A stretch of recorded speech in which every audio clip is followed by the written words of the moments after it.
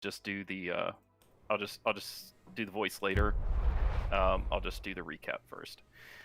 So after defeating Long Kitty with Tickles, y'all traveled around the town. Let's see, y'all went to a series of cottages. The first cottage you came to, you weren't sure which one it was, so you went to the first cottage. You heard some sounds. There was a frog being eaten by another frog. Not really eaten. They're just having a good time. Y'all decided y'all weren't really into that, and after just sort of babysitting the frog for a while, you moved on. You immediately then found La Resistance, and you made a deal where if you defeated, what was her name, Barvalona, that y'all would basically become the new rulers of the town. They would do their part to take out Barvalona, take out the king. Y'all would become the new rulers, and the Baron would swear fealty to Prince Poplo. Y'all then left and invaded, semi-invaded, as like y'all decided to parlay with Barvalona, while also sneaking in instead of just going up to the door, but whatever. Climbed up, fed some frogs, walked around, met Barvalona, listened in on a conversation, made a deal with her to get your things back, the ones that she had anyway. She sent you downstairs. You pally swam in the water, saw a shark, jumped out. Y'all fought the shark in a gelatinous cube bowl, defeated the gelatinous cube bowl with shark, and that was it. And the sploosh. Y'all did, yes, there was a lot of splooshing. Okay. There were a lot of innuendos. I mean, no, that doesn't sound like us. I think that's the Sunday night group that you're thinking of. Yeah. Innuendos? Us? Never. Y'all. No, yes. What's an innuendo? Yeah. So yeah, y'all forgot to ask for my head. I was very disappointed because y'all sort of said that y'all were gonna help me out, and yes, I'm missing my head, and you know, y'all, it's not really fair because all of y'all have heads, and y'all just were like, he doesn't really need a head. He already has that gourd, and I was a little disappointed, honestly. I didn't want to say anything. I will say, Clapperclaw, your gourd does have 5 copper coins jingling around in there, so you got that going for you. Okay, I'll add that to my inventory. Please take your point of DM inspiration. That was amazing. Nice. Awesome. Okay, so everyone, our first Factspiration of April. For what would your character sell their soul? I will start at the bottom this time. I usually start at the top. Luna, what would you sell your soul for?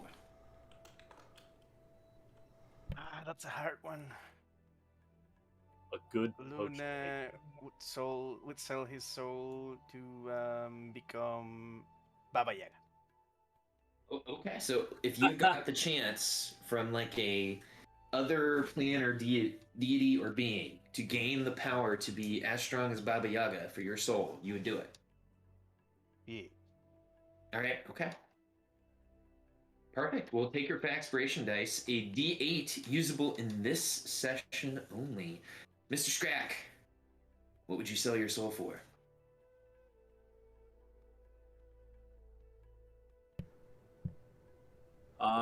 Just a moment. I could hear Scrack say it, or I should actually say Fear say, "I'm not telling," but in their little kid voice.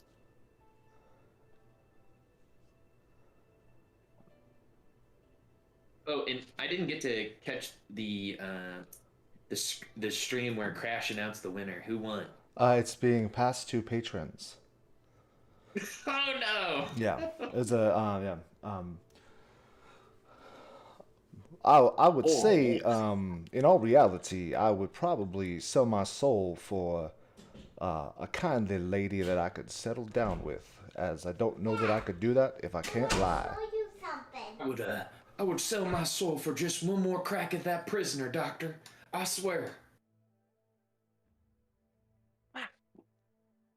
We all have to do our own versions of Scrack's accent until he comes back. But until Scrack comes back, Mr. Pally, would you like to give us what Pally would sell his mortal No, I soul think for? Scrack's ready. Oh, Scrack's ready? Okay.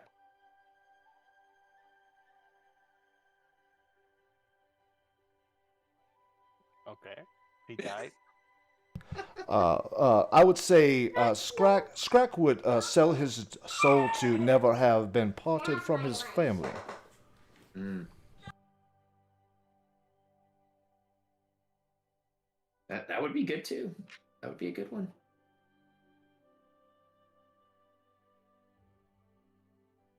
I see Let's roll with Pally us. was next then. Well, I think that I would probably sell my soul just to have everybody in an endless dance party. Yeah. Yeah. Yeah, that's pretty spot on. That is spot on. So did you guys just flip flop there? I don't know what you're talking about, sir. You should move on. Yeah, or Flick, just get on with it. Who's next? All right. Well, you guys both get not DM, Faxpiration dice, and I will move it on up to Miss Fier. What would you sell Very your soul for? cupcake, no questions asked. Just to confirm, did you say one slice of coffee cake? No, a carrot cupcake. Gosh, you guys. I love it. Please take your point of Faxpiration. Oh my gosh, that sounds delicious. Why are you guys all looking at me like that? Carrot cupcakes are delicious. It's probably the cuppy part that's confusing. I have no idea what you're talking about. Which one of these son of bitches is the bardic inspiration? I can't find it anymore. Okay, so I if feel like you... I have this problem every week. So I put mine in, hopefully, Top right. what's it called? Alphabetical order, for the most part. So Bardic Inspiration okay. is on the top right. DM, I apologize. I do not seem to have access to my character still. Okay, hold on. While I am doing that, Mr. Clapperclaw, what would you sell your soul for? If I can call you a mister, because you are a construct. It's okay. I was a boy before I was brutally murdered, so it's fine.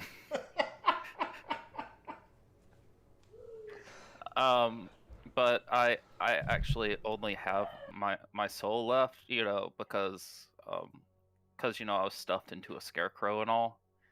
So if I sold my soul, then I would just be a scarecrow. So I probably wouldn't do that. Well, please take your Faxpiration dice. Oh my That's gosh. a really good point. That was amazing. I don't know if I can ever recover for that. Okay. Well, to keep this train rolling, Prince Popolo, what would you sell your soul for? Well, I have to say, I knew my worth, and I think it's fair if I don't settle for anything less than being king of the whole universe and also immortal. The power is strong in you, and I feel like this will come to you eventually. So please take your point of Faxpiration. Of course I will. I'll take anything I can get. You and me both, Mr. Popolo. You and me both. Okay, we have finished that portion. Now, I wanted to set the mood by dropping an image in the chat here. There is a person on Reddit who has been painting images of this campaign, and I wanted to drop that into the chat. This is a picture of Bavlorna's cottage. Big shout out here to let me grab this cat's name. He is creating beautiful art, and I feel like it's very amazing. It looks like the name is Tisley Nart. Tisley Nart? I mean, that's what it says, right?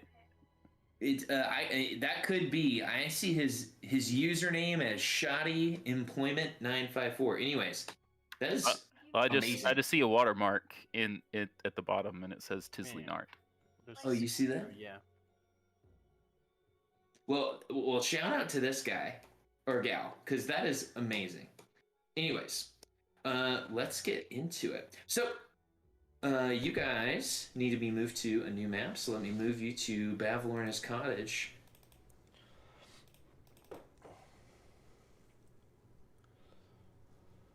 And I am taking my time this time to make sure that I hit activate and not just view.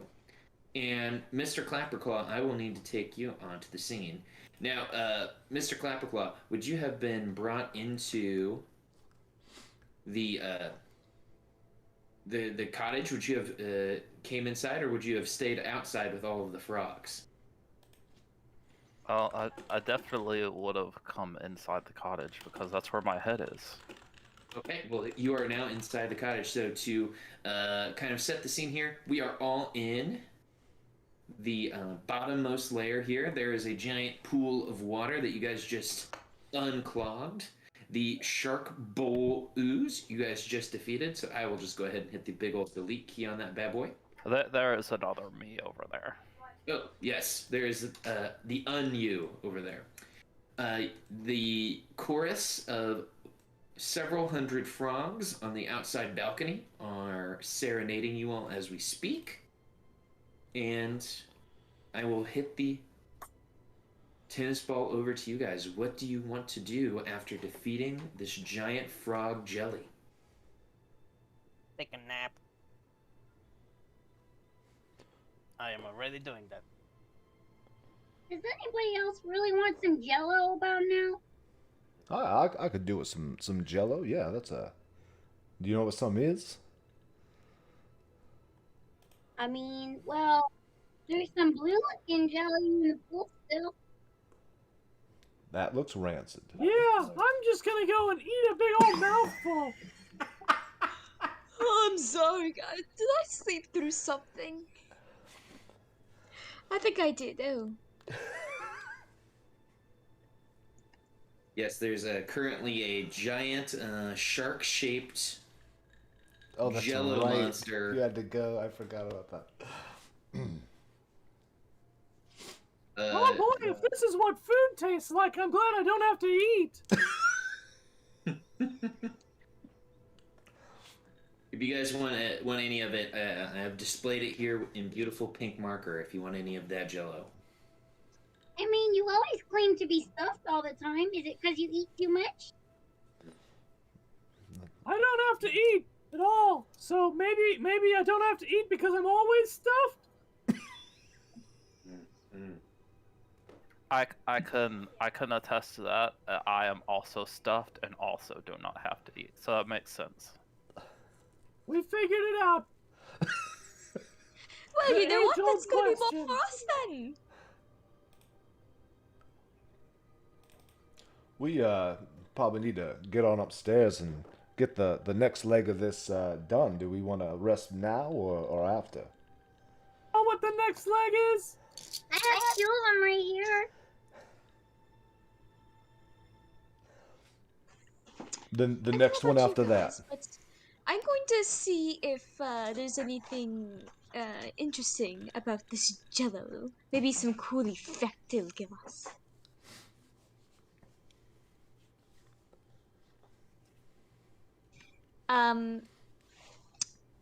Pablo is going to get down on his knees and start shoveling the Jello into his mouth like his life depends on it.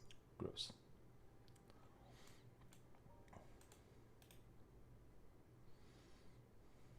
Okay.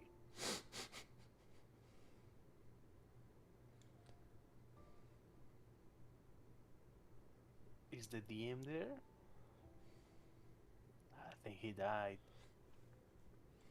No, Uh-oh. he is. He's probably just gagging from all that Jello in that you're eating. lost in the jello, man. Sorry about that, y'all. So I'm back. So you're looking for something interesting here in the bottom layer of the cottage? Yeah, scooping up that jello. And we're putting it in our mouths. That's so gross.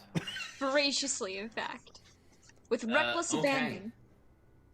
I will say that this jello is on the acidic side. So I will ask you all to make me a Constitution saving throw after eating the jello to see what happens to your innards.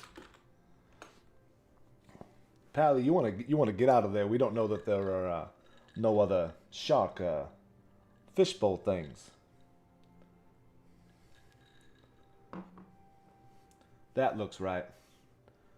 I see you do that a lot. You're pretty amazing with that luck there. So, without touching the actual jello, can I scoop some of it into the tiny little regular thimble that I got and, like, fold that thimble in some cloth that I have and just tuck it away in my bag? Sure, you use your regular thimble to do so. You don't mind me just using my regular old thimble. So you can put on your character sheet, thimble full of gelatinous shark goo.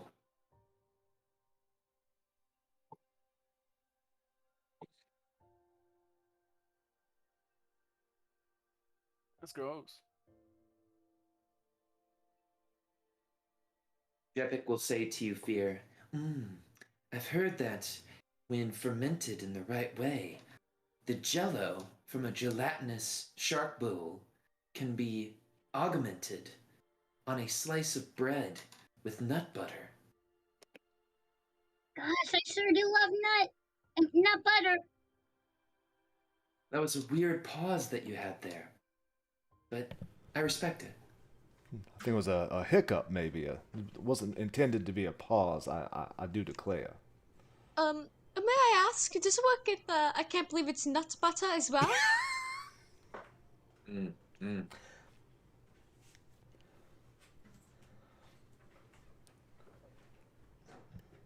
Yes. Yes. I would like to dive down into the well and see if there are any further obstructions. Pally, don't go. You're my favorite of everyone here. No, it's fine. But I can't lose you. You're like my best friend. That's fair.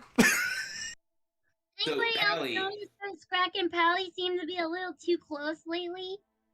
Now let's see. Jepik will say, I think it's healthy for them to have bonded, Fear. You said that they're like brothers. Yeah, I guess that's true. Maybe they want to be more than brothers. And then I wink at Jebbick. I think I've seen a play about this. Was it called The Brady Bunch? Where Peter and his stepsister? I wish I could quit you. I wish I could quit you, Pally. Pally, as you go into the tube, whoop, boop, boop, boop, you discover that this is now pumping clean water into the pond, and it seems that the pools, not only like a system of pumping water in, but the system of draining water out, has finally started to work again, and the pool seems to be coming back to a pristine position. Okay. I will swim back up to the surface. Ah, it looks all clear. Of course, it looked clear last time too, I guess. Except for the shark that was in the middle. It's good looking out, Pally. It's good looking out. Come here, I got a towel for you. Touch that mirror, but...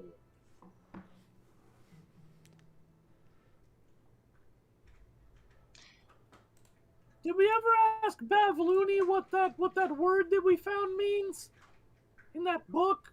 Nobody thinks she's still in her room. Let's go ask Baloney again. I mean, yeah, that sounded right.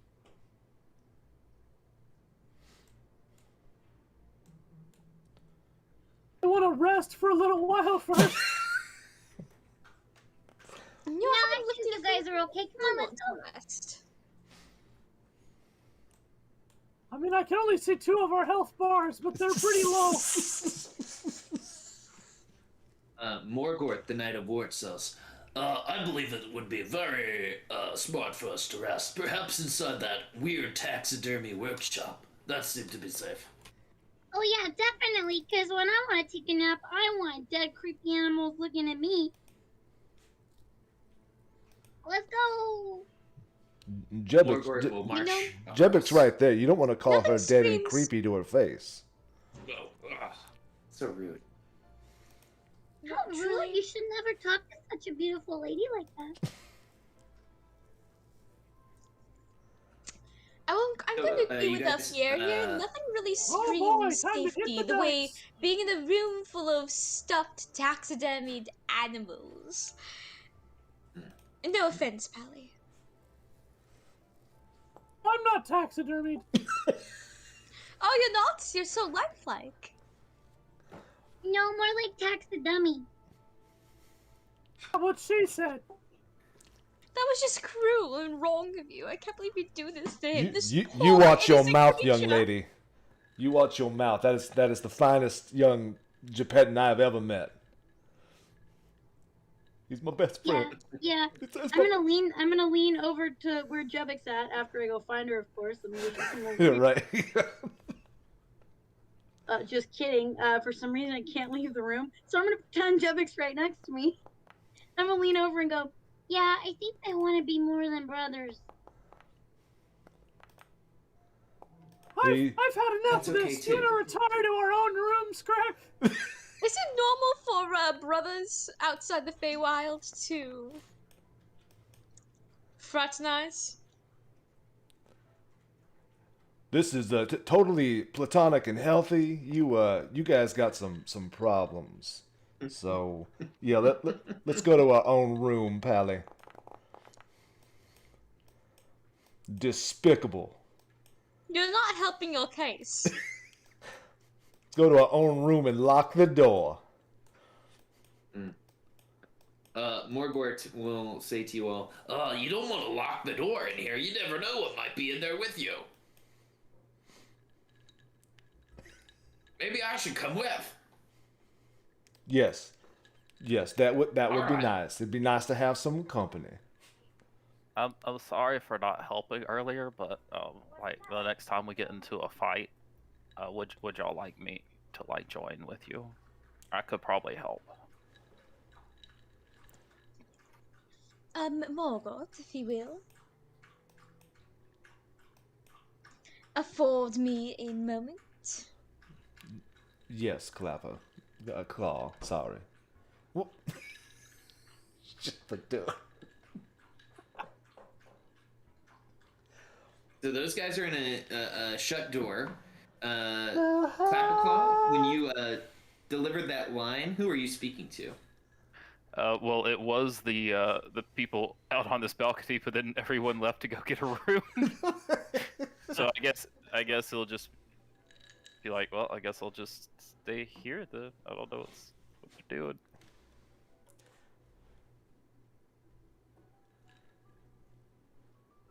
You start hearing Unchained Melody play from this room.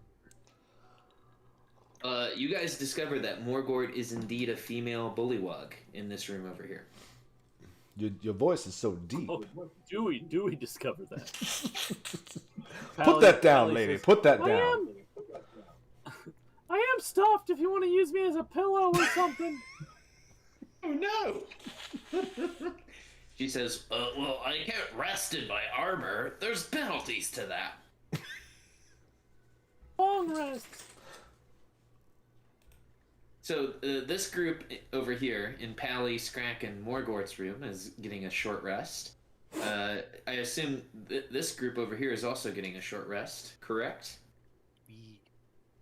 Alright, so if you guys would like to short rest, you can recover your short rest abilities and roll your hit die. If you don't want to wear that armor, here, put this watch on if you need to have something to cover yourself up. What, a watch? What is a watch? That's all I got. This character sheet is trife with crazy shit. You hear a. Well, at least your character sheet has things out of his favorites.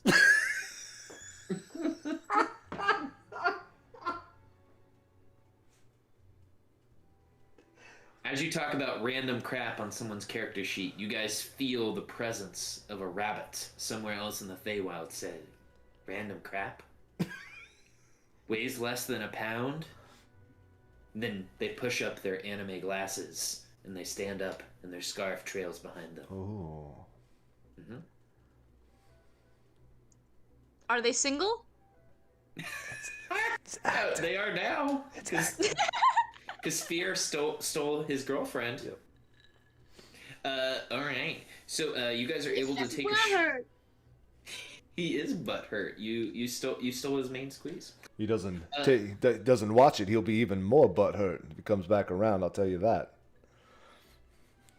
He was trying to hurt Scared's butt last time he was here. You know what? I could make him more butthurt if you prefer. I think we have a plan. So Clapperclaw will start revealing that he's got a long cloak made of these sad gray feathers. Not sad in physical, but just color. They're just a sad gray. But they're actually very resplendent physically.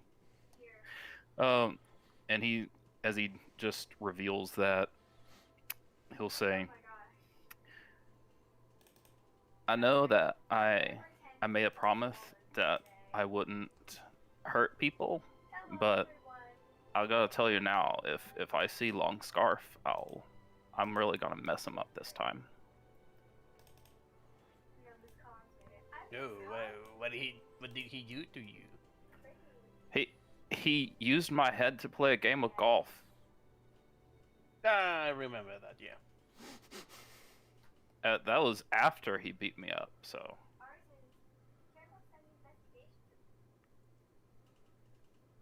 Yeah, you guys remember Clapperclaw telling you all about Agden beating him up, stealing his head, and you guys remember that his head is indeed in this cottage on,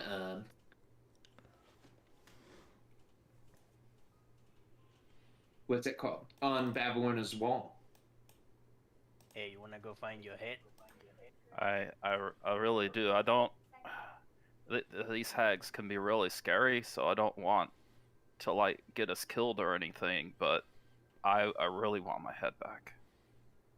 In the other No room. worries, my friends. Of course, we'll get your head It's a back. shame that we have no idea where Snapperjaw's head is.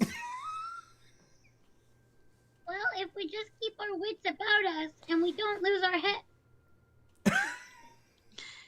I mean, it's fine. I mean, I used to have an entire body. I lost that too. So it's like the second time I've lost my head, if you include my first head. Nice. Let's not get ahead of ourselves now. We first need to figure out where this possibly could be. What room? Maybe Babylona has disposed of it long ago. We don't know. All right, now listen, Pally. You can't let him talk to you like that. You got to be headstrong, okay? I can't help but feel that all of these head references are at my expense. I just hope that doesn't like mean anything. Of course not, my fine friend. Now, if we're done resting here, what I suggest is that we simply... I know it's hard to tell, but you have to remember I'm like just a little kid, so it's hard to tell sometimes. That's right. Yes, I forgot about that.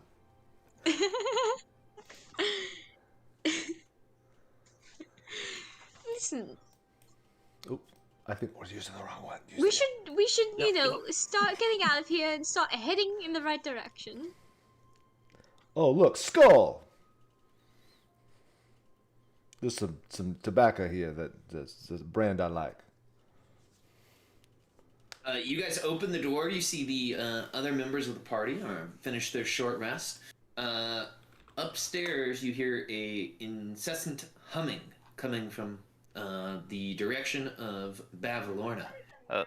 Scrack, you still have a lot of blood on you, would you like me to help you clean that off? Sure, I don't mind. Okay, so sometimes, like the arcane weave, like will bend to my will. And I can just do all sorts of random things, but it's kind of random. So hold on. That's very interesting. I'm gonna get away from here. Okay. Yeah, all the blood's cleaned off you. Nice. Mighty kind of you. Thank you, Clapperclaw. Can I call you CC for short? Yeah, I think that would be great, actually. All right. I'm gonna call you AA. Guys, I think the stairs are broken. You know, that reminds me of this pizza place I used to go to when I was you know, before I was brutally murdered. Give me 1 second, I'll fix the stairs. As you please lament us with the tale of your murder. Oh, really? Okay, well. Yeah, Jevic is weird like that. She asks really weird questions. There's pizza in the Feywild? Of course, that pizza in the Feywild. Okay, What do you well. think we are? Animals? Savages! The only savagery going on here is I actually don't have one for this one. Damn it. Oh, I'm blind. Okay, he's I'm not well. blind Since anymore. you asked him, he's gonna like start minor illusioning these images of him walking with his father. It looks like this. It's just him. I posted it in Discord, Aw. Gosh. and Be he's still like, my heart. Hey, there's your head on your dad's belt. and as my dad would always take me places. I like to just stay inside and read books, but he made me get out of the house. And this one time we were out and we got attacked. I didn't see what happened, but the next thing I knew, I woke up in this hag's cottage, and I was like, "Hey, where's my dad?" And she was like, "Don't worry about it." And then and I was like, "Hey, what are you doing with that dagger?" She was like, "Don't worry about it." and then I was like, "Hey, you're getting really close with that dagger." She was like, "Don't worry about it." And so I didn't worry about it. Jebic says, and then what happened?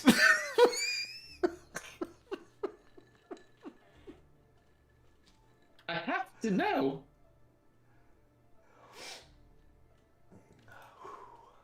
Yeah, anyway.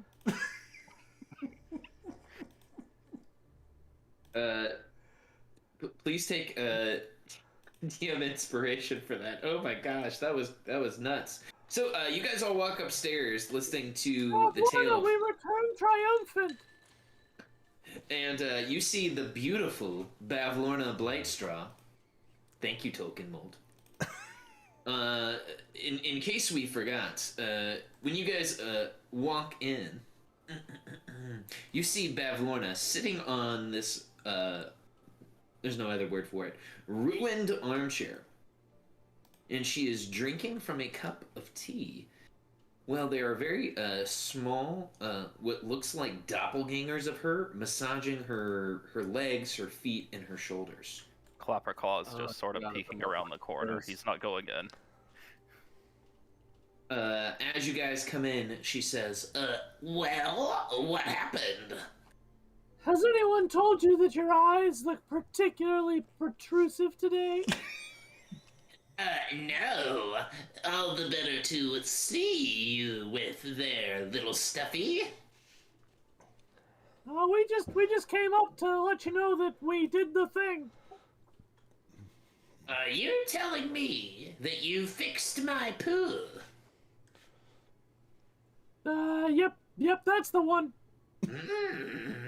Yeah, all the better to not smell you with now. She narrows her eyes at you and reaches into her back pocket and pulls out a handkerchief and blows her nose. Nice. And she says, tell me about it, sister. I was getting a little crackly over here. And she produces her right arm. And from the anterior, superior part of her right arm, she peels off a long, crackly piece of dried skin. And drops it onto the floor. Hot. So, real talk, does anyone's significant other do those acid baths for their feet or hands? No. Do you know what I'm talking about? I know what you're talking about. That's Where nasty. they dunk their body parts in the acid and they let it sit, and then over the course of several days, the top layer of skin peels off. Girl, what? Yep. I only do it with my genitalia. I don't do it with Nathan does anything that else. for his butt from time Yeah, to time. yes. He's got a baby's bottom. Mhm. So Bavlorna pulls off this long string of skin off of her skin, drops it onto the ground. One of her quickling doppelgangers picks it up and begins munching Don't on say it. eats it, don't say eats it, don't say eats it, don't say eats Oh. it. He's definitely eating it like a piece of beef jerky. Scrack salivates a little bit. Just to share. So that is 2 jobs you've completed for me. You've brought me back my big bad book of blood that was taken from me. That's correct. And you've cleaned out my pool. Your pool. Could you finish? You Could you should finish call that it your word? poo. You should call She it your says- big bad evil grimoire. You know, BBEG. Do I look like a scheming maniacal villain to you? And she makes this face. Is that a? And when you make that face, yes, indeed. Bavlorna then says, so you have one more task to complete, and then I'll help you out.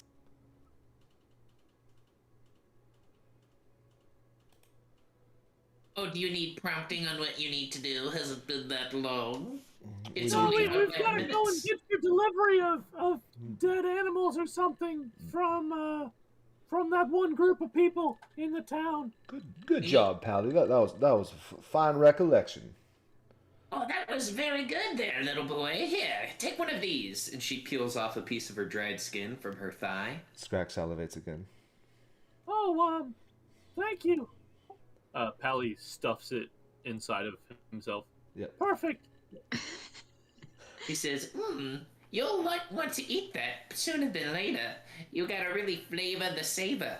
I mean, savor the Beard flavor. openly throws up on the floor behind her and then scoots to stand in front of it so that nobody can see it.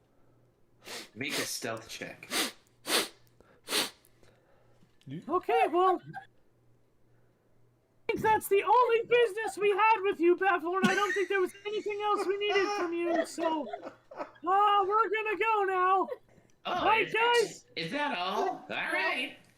I'm so happy. Fear. No one notices besides.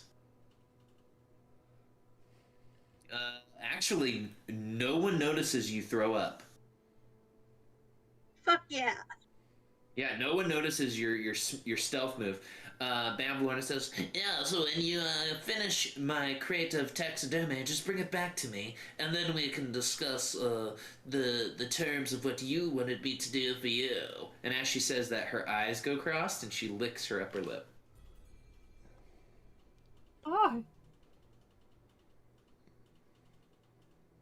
Clapperclaw, you see that your party has failed to mention your skull. Do you go inside? Clapperclaw is stealthing, actually.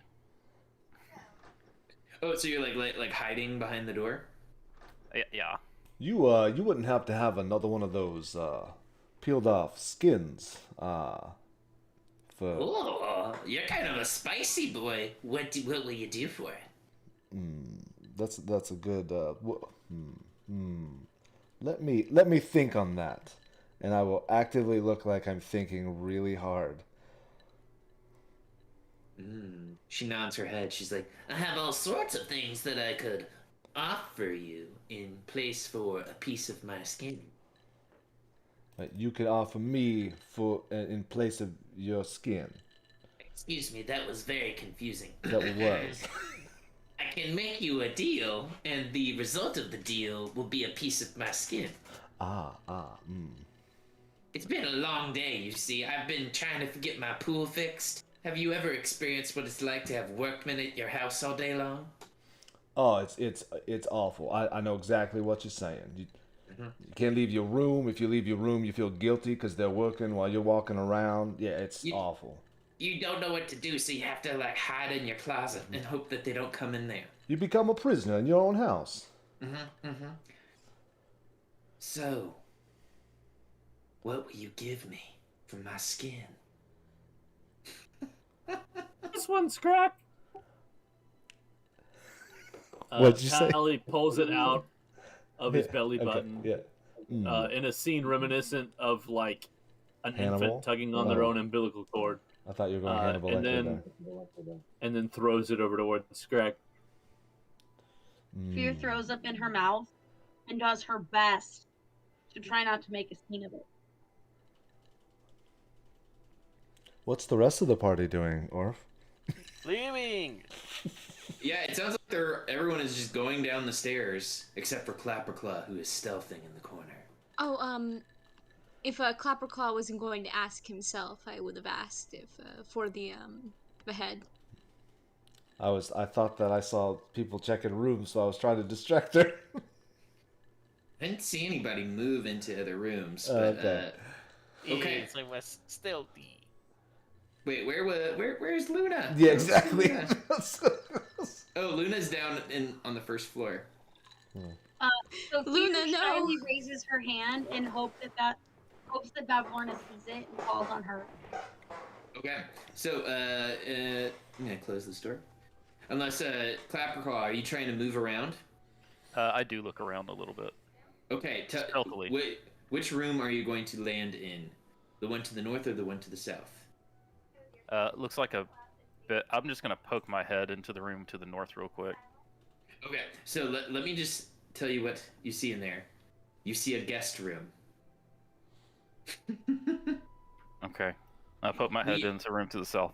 The only thing that is of note as you peek your head into the door to the north is you see a big box. What appears to say it has a label across the front that says "Do not open. Hands inside."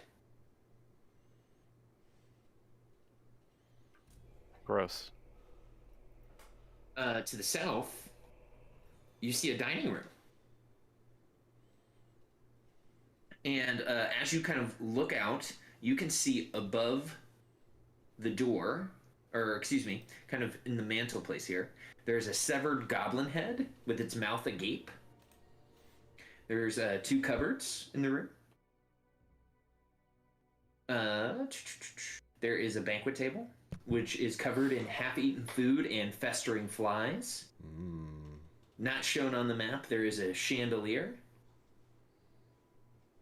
And the room is well lit by candles. And you couldn't tell by the map. by the light. Yeah, it's very dark in here. Oh, yes. And let's see. This place is really gross. Yeah, that's kind of all you see besides the fact that all the chairs in here are mismatched. So she Okay. is a terrible interior decorator. I can't actually see. Are there any other doors in here? Yes, and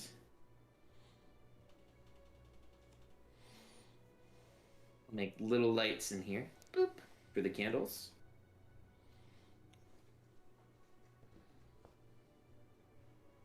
So you would notice that there is a door, another door to your south, and then there is a door to your west there. So Clapperclaw, as you're adventuring, let's quickly cut back over to, it sounds like Prince and Fier are asking for your head, and Scrack is trying to get some more meat. Ew. So Fear's just raising her hand hoping that Bavlorna will call on her like a small school child. Yes, dear. I'm listening to what our friend has in store here for me so that he can eat some of my dried skin. Well, I seem to have become violently ill for no reason having to do with your dry, peely skin. And, I was wondering if maybe you had any, severed heads from scarecrow, crab, construct type things laying around for me to throw up in, because I'm very particular about where I do my pee. She narrows her eyes at you and she says, "Are you talking about the head of that scarecrow, Clapperclaw?" Sure, if you want. I just want to throw up in it. That's all. That's all I want to do. I ask because you gave a very specific person, a very specific description. And I do have a skull like that, but it is in my private treasury. It's interesting that you have a skull like that, because those are the exact kind of skulls that I like to throw up in when I don't feel very good. Well, I can give you a counter offer, because I can't let you throw up into one of my treasured possessions, but I will allow you to throw up into my open mouth. Yes.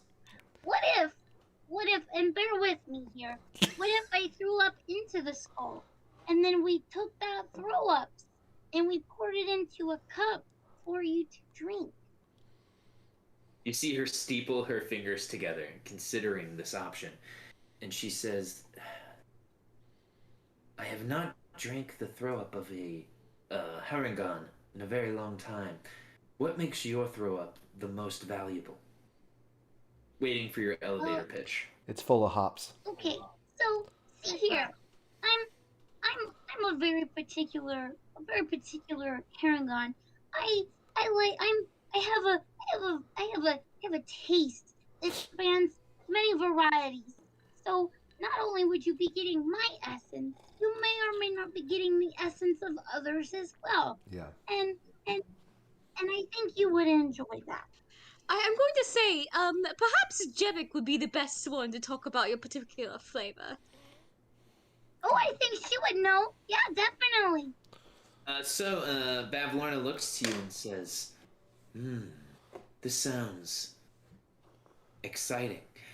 Please give me a persuasion check, and at the results, we'll see if she allows you to throw up into Clapperclaw's skull, and then she will drink your throw up. The implications of you allowing her to drink your throw up, you do not know. So you said persuasion? Yep. Actually, could I roll like an insider history or arcana for her drinking vomit? Yeah, you can roll I would say arcana here to see what potentially could happen for Fier entering into a Fey pact with Bavlorna. Could I as well? Oh, sorry. I was going to ask if Clapperclaw could, too. Yeah, we can do... You three can do that. Oh, if we openly trade my throw up for something for me to throw up in, can I keep the vessel in which I throw up in case I get sick later? I feel like that would be a pretty fair trade. He says, I'm sorry. I can't let you... I can't let you keep it. I'll let you puke into it, and then I will eat your puke. Oh, but what if I get sick later? We would not want it to go to waste. I feel like if I was to throw up in my very particular vessel that I like to throw up in, I should probably just keep it in case it continues to happen, right? She says, I'm sorry, you'll have to get your own. But while you're here, you can puke into that skull. And then I will continue to drink your puke. May I ask why am I not allowed to keep the vessel in which I throw up in? Well, I love it, number one. And number two, it was given to me by a very dear friend, and one Agden Longscarf. And I can't just throw his gifts away willy-nilly like that. Not for... I'm sorry. Your vomit will be very valuable to me in several different ways. But that skull, it's a chef's kiss. Might I ask why you want to drink her vomit? So, I mean, it's a very peculiar flavor. It's an It's PT. It's PT. odd. as you guys focus in on that and you kind of narrow your eyes to that, Clapperclaw and Scrack, you guys would know intimately what is happening. Prince, you would only have to use a martial arts example, you would only have a white belt understanding of what's happening. Clapperclaw and Scrack, you know exactly what she's trying to do.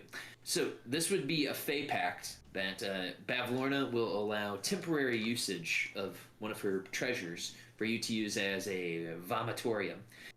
She will in return receive your vomit.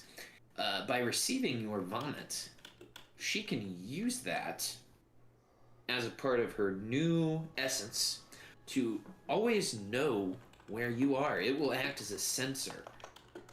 You know that hags can do something along this line. So if they get like a lock of your hair, a vial of your blood, some fingernails, they can always know where you are. That's why I took her skin. So you can always know where she is? Yes. There we go. What other implications she could do with it would be up to her individual magics. However, her ability to use it as a sensor or to scry on you would 100% be able to happen.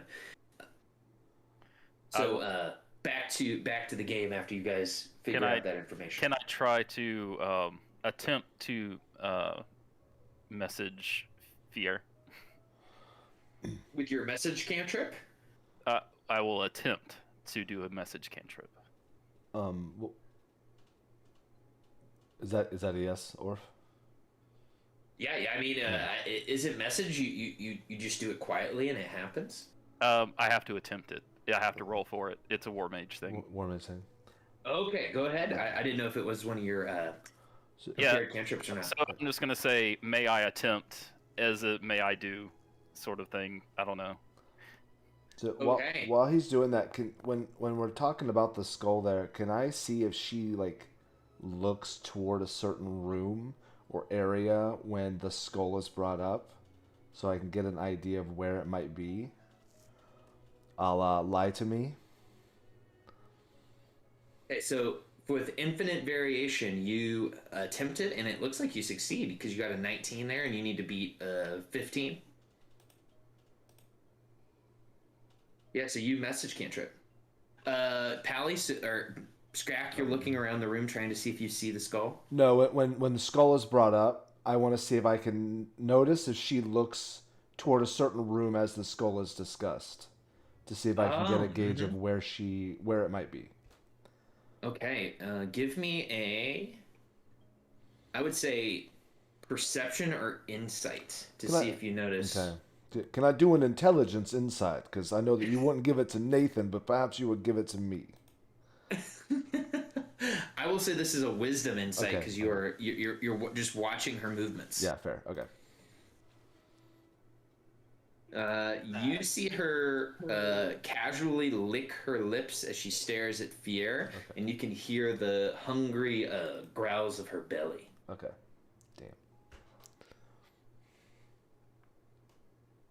Damn. Luna, you see Clapperclaw is standing in the hallway. What are you doing?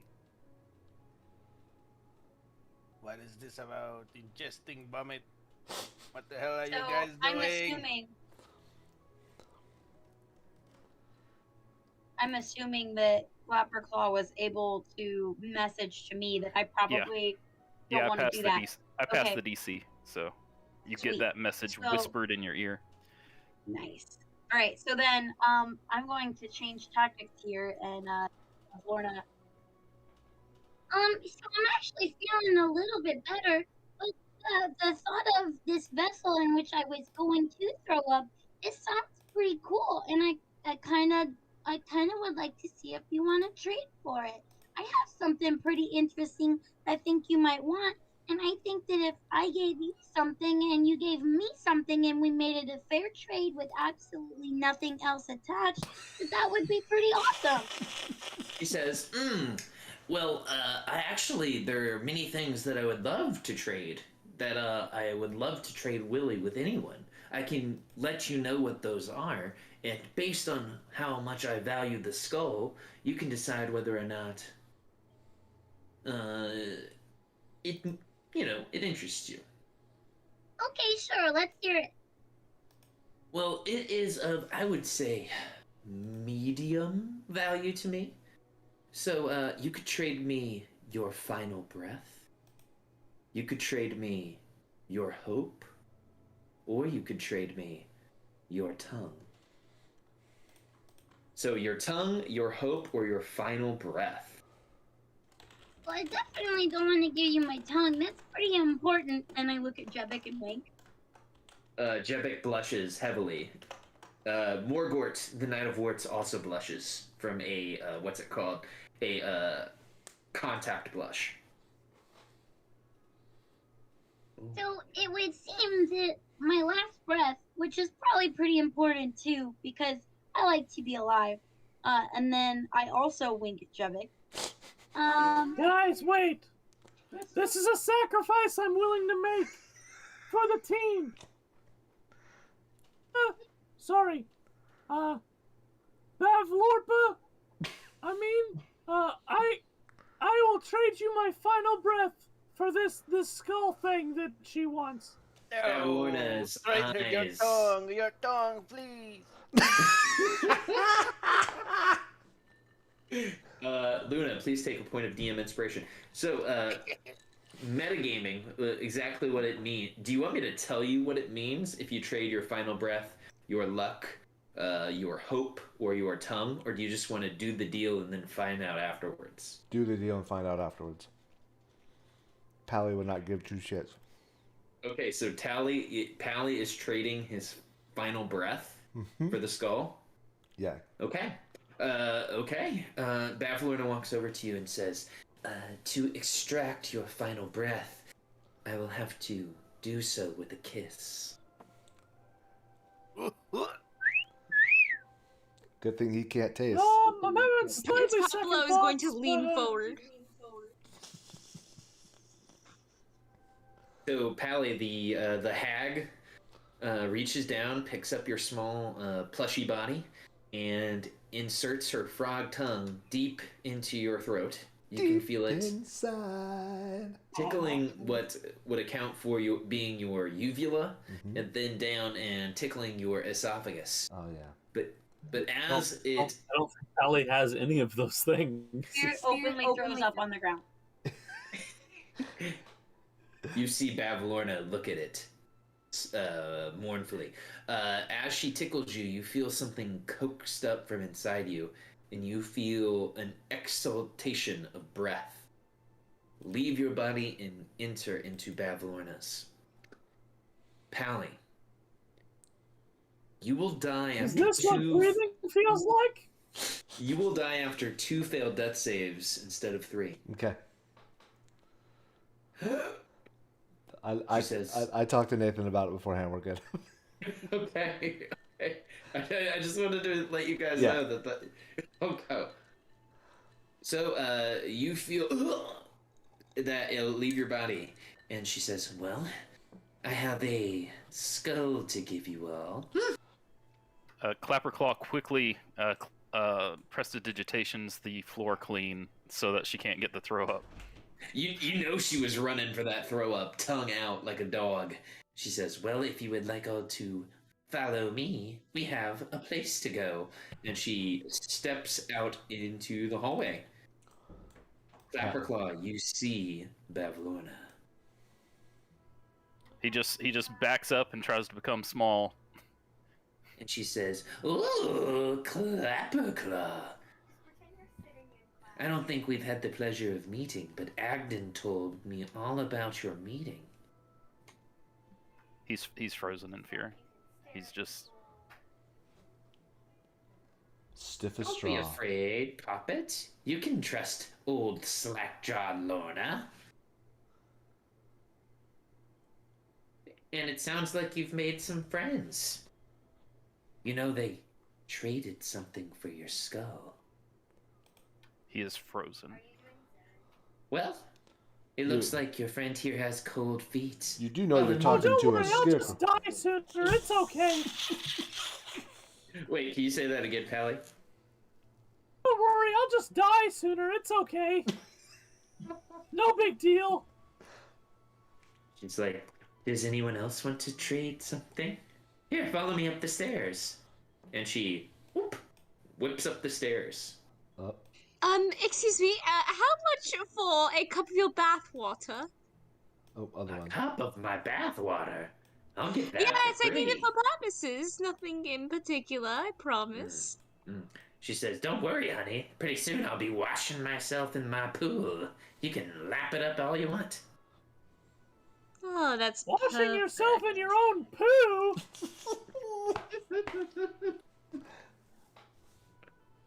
Oh my gosh. So, you guys all come with Bavlorna, I'm guessing, up to her her loft.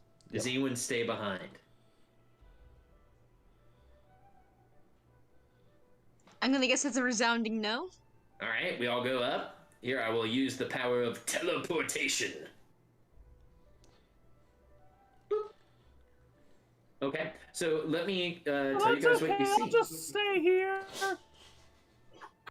Wait, Pally stays behind? No. Pally, you're coming with. You just gave up your last You just teleported everybody except me. Oh, well, I thought you were following. I'm sorry. I'm sorry. Okay, so you guys take the stairs, and it takes you up to this room. So, things that you guys see. There is a ball of light bobbing above the rafters, casting shadows over the room. It moves in a figure 8 pattern. As you kind of look around, you can see that the owner of this bedroom is incredibly messy. Miss Justin, what's up?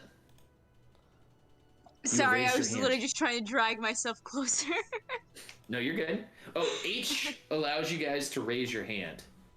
Okay. Isn't that fun? Oh, that's great. Everyone has raised their hand. Okay, so you see the light making the figure 8. There is rumpled and moldering rugs all over the place, and the rugs are covered with food scraps. You guys can see on the map there are broken dishes. There are literally stacks of dirty dishes and tipped over clay pots. You can see those right there, the tipped over clay pots. There is a bed occupying most of the corner on this side. And then finally there appears to be a locked door. You can tell it's locked because it has a big old fantasy brass lock on there. Damn, girl! You live like this? She says, don't be jealous. Clean the place up! Birds came from. You're living in a wretched hive of disease. What's You're your going joke? to I get guess, I don't know. cold. So, yeah, it is incredibly dirty, incredibly filthy, and gross smelling in here. You see her head to this door. You see that there is a southern door here. You see that there is a chest here. Somehow, Bavlorna... What the hell?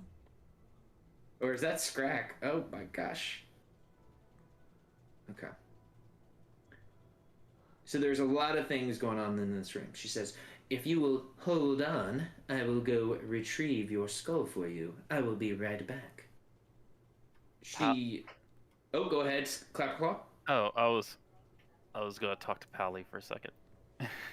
Okay, so what you guys see, and then you guys can have this RP moment. She reaches into her throat, like through her mouth. You see her arm disappear down, and she draws from the recesses of her throat a large key that seems to match this brass lock.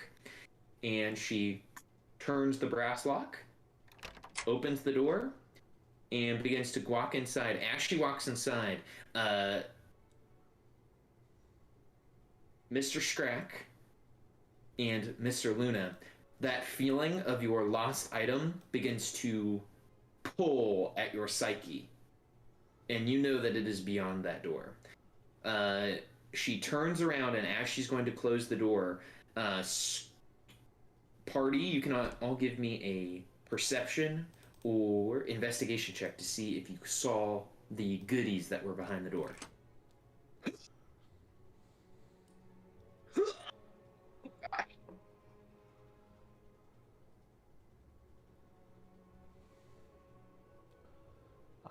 I sense them. I say, shit's on the other side of that door. Okay, so let me kind of tell you guys what you saw as you opened the door. Because number one, 3 people in a row rolled a crit. Oh yeah, like the good crit or the bad crit. A good critical success, not a critical fumble. You saw Clapperclaw's skull, which was on display, and then you saw a large brass frog. Like the size of a treasure chest. Large black brass frog.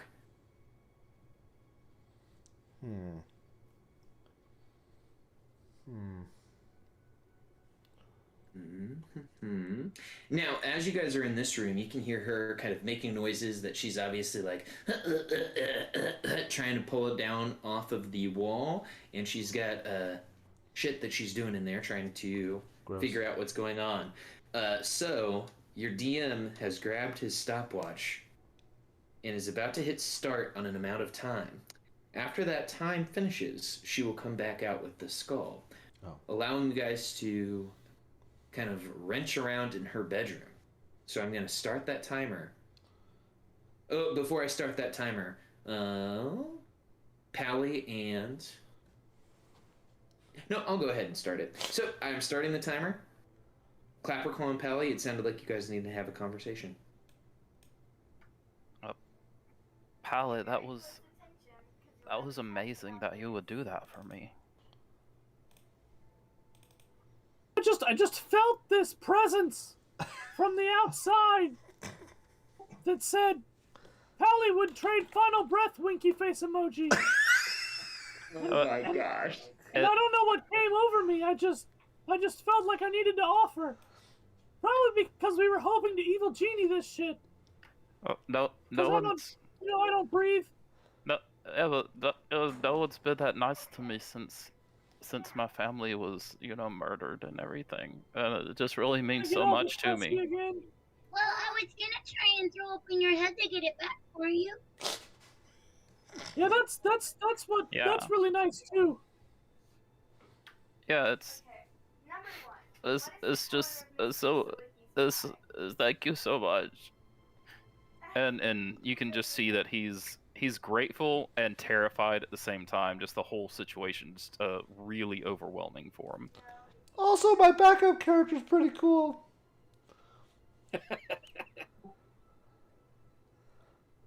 Don't worry, we probably won't let anyone else take your head again. Yeah, you guys see in the distance a blue scarf flowing in the wind. Yes. Red eyes glaring in the moonlight sun, or the moonlight. We're gonna want to attach some stuff to this to make it a little heavier, probably.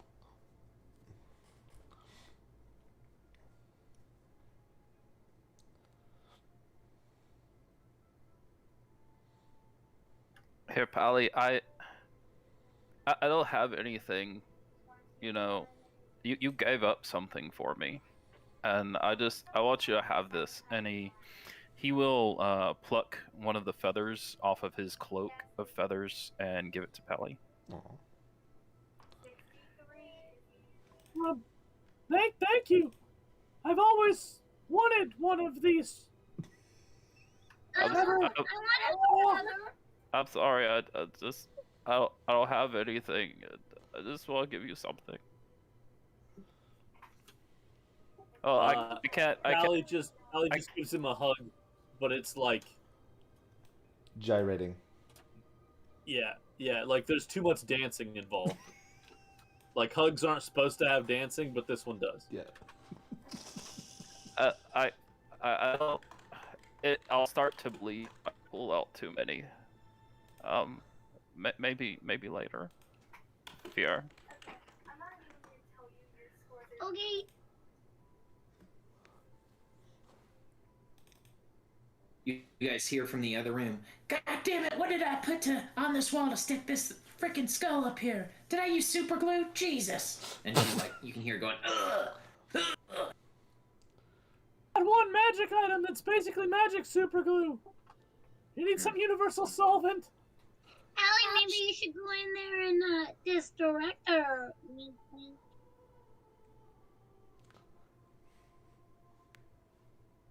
No, I think I'm okay. Coward. Yeah, you didn't hear her get stuck in the washing machine, so you think that. Yeah, right. No, but she did kind of stick her tongue down her throat earlier. Are there any objects of interest What in the are room? you doing, Step Stuffy? I am glad you asked. There are actually several objects of interest. Number one, her bed. Number two, there is a giant chest.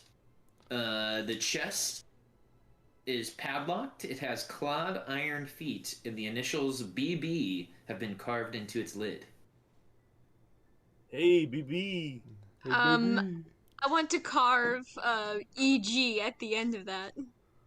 Rachel Sidars. Oh, give me one moment, guys. I will be right back as you think about what to do with this chest. Did he say that it was an iron chest? I hope I'm in it because then I know. I think it has iron claws Iron at the claws. bottom. Yeah. I wonder what the padlock is made of, because I have that iron key that Jingle Jangle gave me. Jingle jangle.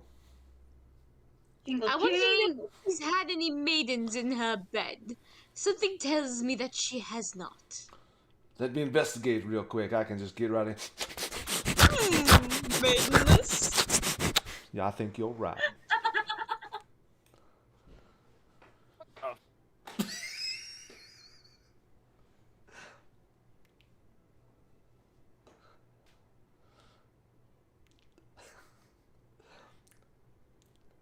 See, joke's on her. My last breath will always be my final breath.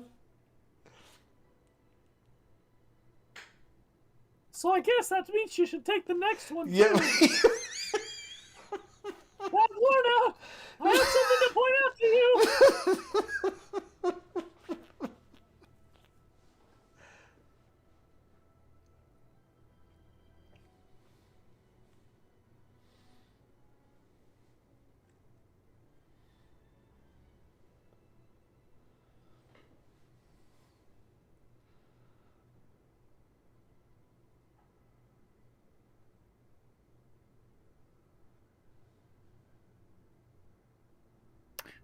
Clappercaw can prestidigitate some keys, but they only last 6 seconds. So he could just like make one, throw it over, and you go to unlock it, and it disappears. Disappears. I don't know how that came open. It just starts chunking keys at you, and you keep picking them up. I'm gonna try that iron key that I have in there.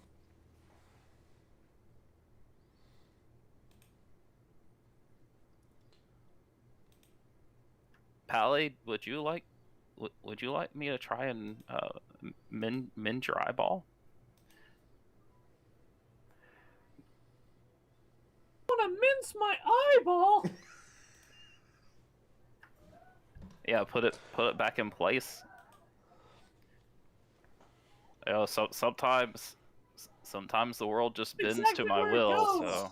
So, okay. I don't know. It looks like it was about to fall off. So I don't want you to lose it. Sorry, are you body shaming me? After all I've done for you? No, I'm kidding. Pally wouldn't say that.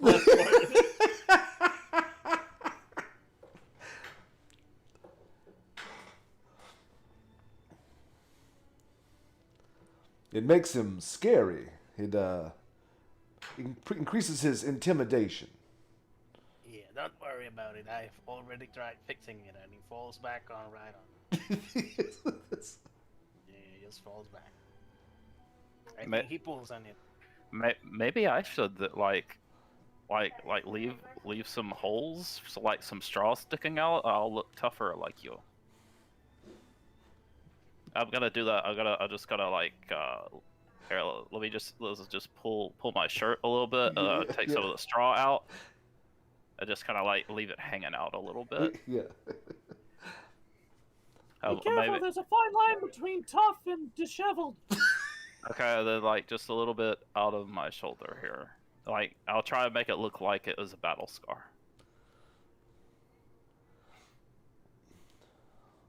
Now you see that looks good.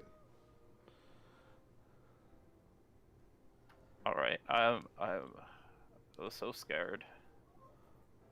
I hope she doesn't. I hope she doesn't tell her sister that I'm here.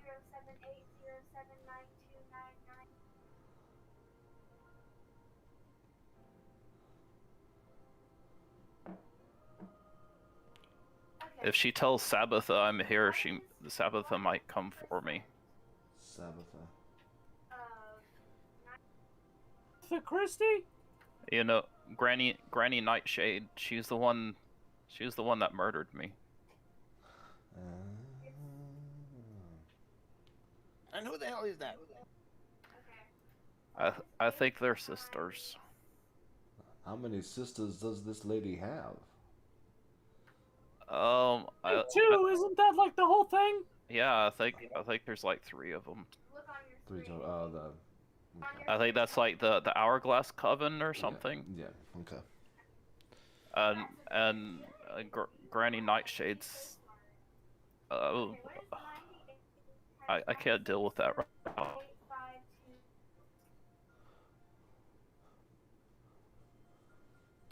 It's taking her a really long time to get my head. I hope she's not doing something weird to it. She's actually throwing up in it because fear gave her the idea.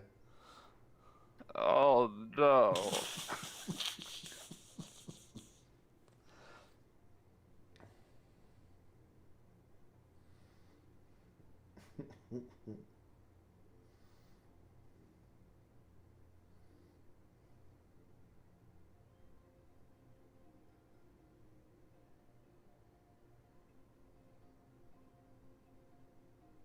So what's like your ultimate goal here? Is just to get back your stuff, or is there something else? We're looking for. If I had to say my ultimate goal, I'd say it's probably to organize the biggest dance party that's ever happened. Oh, so you want to go? Oh, okay, to the other, like hither or thither, and just get everyone together for a big party. Okay. And I am back, everybody. Sorry about that. Had to rock the baby back to bed. So I restarted your guys' timer to where it had stopped. I think I heard Bavlorna fall down in there. Yeah, you hear her go, "God damn it!" as her stepladder gets shot out from underneath her feet. I think people were investigating an iron chest. Okay, so we got an iron chest. We've got a dresser drawer. We've got turned over plants. Okay, so I heard that Prince Popolo was going to carve EG into the chest. Popolo left for a moment.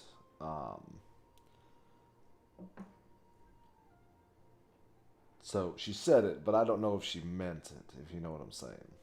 Sure. Scrack took a healthy whiff of sniffs here to see if he could find out if she's ever had any young maidens in this bed. Oh, so Scrack is taking a smell of the bed? Oh yeah, deep, healthy smell. Okay, give me a Constitution saving throw.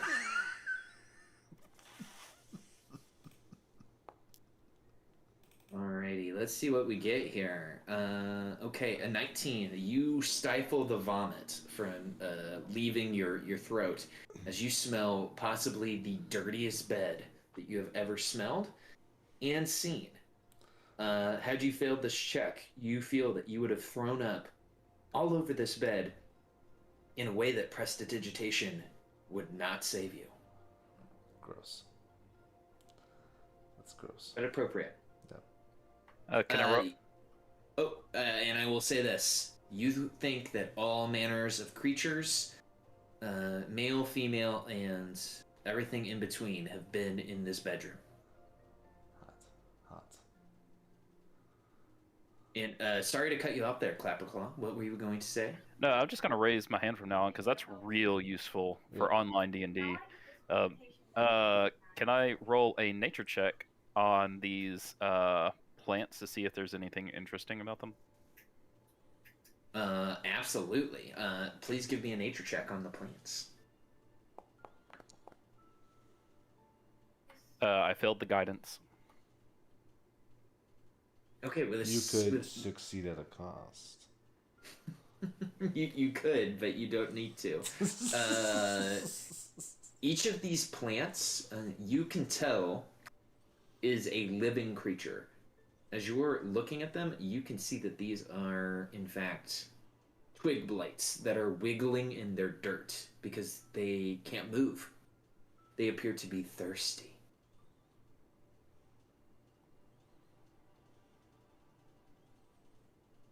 Do I know that they're evil? Do you know if they're evil? Do you have detect evil and good? No, I was just asking from the nature check.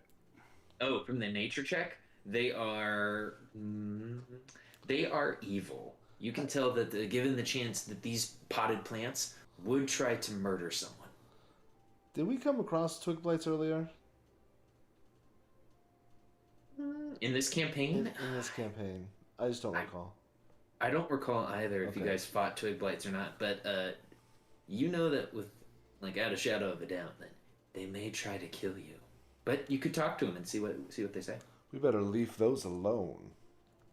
Oh, shit. I set myself up for that one.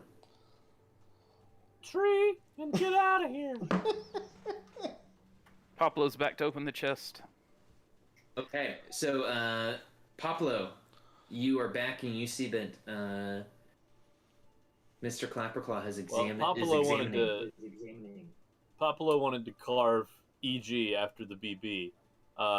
Fear wanted to see if the key that we got before from the key lady, whose name I can't remember. Jingle Jangle. She wanted to see if that key would fit in the chest. Alrighty. Okay, so Prince Poplo, you do not have to make a check to carve anything into the wood of the chest. You can just do that.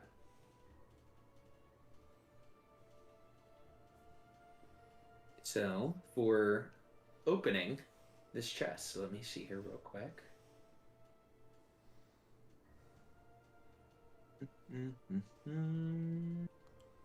Okay. So, Fier, do you just insert the key? God damn it. Or what do you do?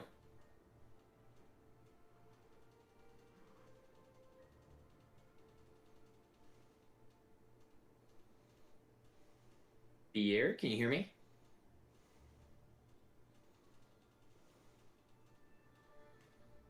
Did we lose Hear her right now. So go ahead. Good. Is there anything that would lead me to believe that I shouldn't insert the key? You can make for keys and chests, you can make like an insight check to see if you think that something rowdy could happen. Oh, could I use detect magic on the chest? You could do detect magic. That would give you a rowdy check, absolutely. I will use a spell slot. Okay, yeah, because you might not have the time. So, you use a spell slot, use detect magic. You can see that the creatures over here by Clapperclaw are all magical. Number one, because they're magical twig blights, they're wiggling. you can see that the chest is magical. And you can see the swirling light up in the ceiling, making the figure 8 pattern, is magical. Oh, would you look at that? Yeah. That little doohickey on the chest is magical. Yeah.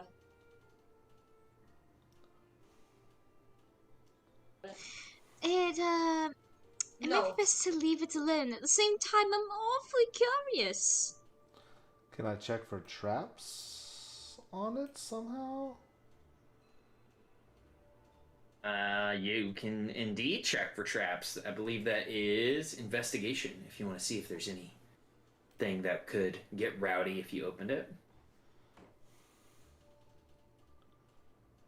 Okay, with a 21 investigation, you don't see anything like tripwires that might shoot poisonous darts. You don't see any gas nozzles. You don't see any typical traps. It is magical, but it does not appear to be trapped, Fia.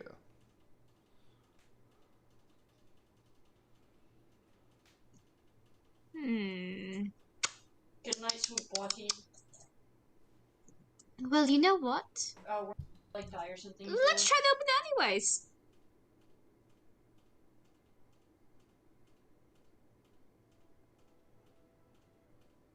Do we want to try the key?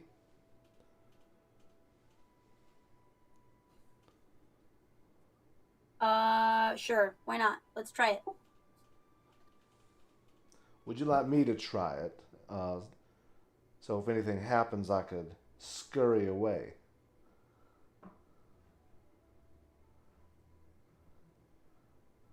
Yep, that sounds like a plan. Okay, all right, I'll take the key and attempt to use the key. Hey, you shove the key into the lock. You try to turn it. It appears this is not the key for this lock. It does not turn. All right. I will toss it back to Fia. And then let's try to pick this bitch. If you're gonna try and trick it, I could try and assist you with that. Let's do it. I'm not seeing any messages from anyone telling me not to. So you go to I go to give you guidance and nothing happens, but we don't know that. Okay. Can you guys hear me? It's really muffled. I can hear you. Try it again there, Fear. How about now? Yep, that's good. Yep.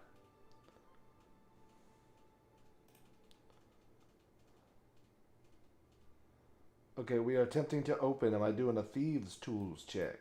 Yeah, absolutely. You can give me a thieves' tools. Bazinga.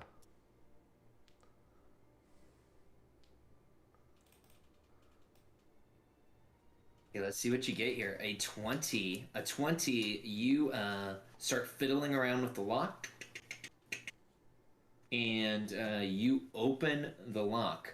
And then something kind of wacky and crazy happens. As you open the lock, it falls off. And the chest... It's a mimic. The clawed iron feet grow, pressing down into the ground. And the chest I quickly open this door and throw it out. Open this door and I throw it in here and shut it. And it narrows its eyes. So as it narrows its eyes at you and looks at you in anger as you opened it with thieves' tools, the 10-minute timer that I set opens, and this door opens, and Bavlorna is holding a big stag skull. She says, it took me a while, but I finally got that skull down. And then she looks over and sees the chest is in attack mode. She looks at you guys, and she's like, so you guys wanted to rob old Bavlorna? You guys wanted to get rowdy? No. I was showing them that thieves' tools can work. I had no intention of going into it. I was just going to lock it right back up. But really? Yeah, really? I was like... There's no way that not a key can open something a key goes in. And then she says, well, let me ask my eye in the sky. And this will-o-wisp comes over. And she's like, are what they saying is true? And the will-o-wisp says to her in a hushed voice, and she says,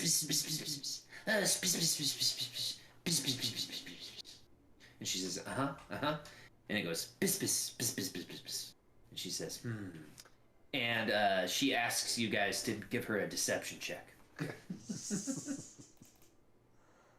It appears that will-o-wisps, not the best for this type of thing. I think you're pretty good at deception. We each doing it, or somebody with advantage who's in party check? So I was gonna say, since with Scrack kind of said the deal here, I was gonna have Scrack make the deception check. And Pally kind of joined in there, so Scrack, give me that deception. Alright, I'm going to use the Bardic Inspiration for this. It's a D8 now? I mean, D6? Mm-hmm. Just 16 and then roll your Bardic Inspiration. Oh, that's right. Yeah. No, that's right. The foretelling. I'll use the 16. I'll roll the inspiration. Okay. So it's auto 16. And you said it's an 8 or a 6? It's an 8. At level 5, it's an 8. Yeah, 22.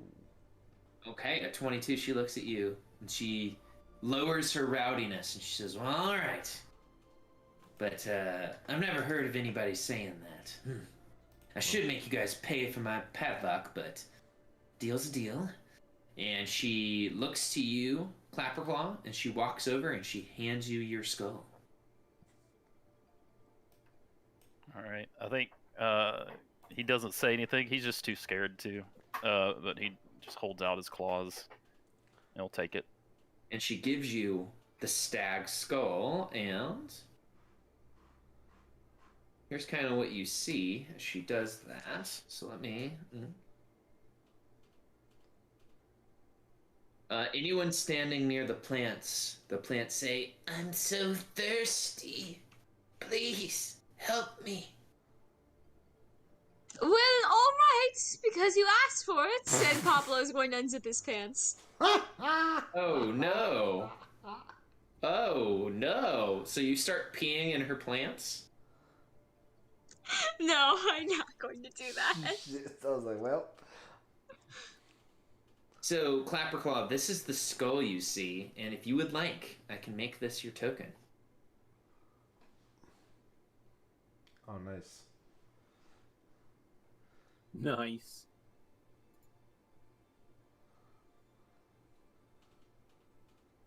It's weird. It did not show up for me. Oh, it's wait. in the. It's oh in the wait. chat. Okay. Yeah. I see. Yes, I do. Okay, I can do that.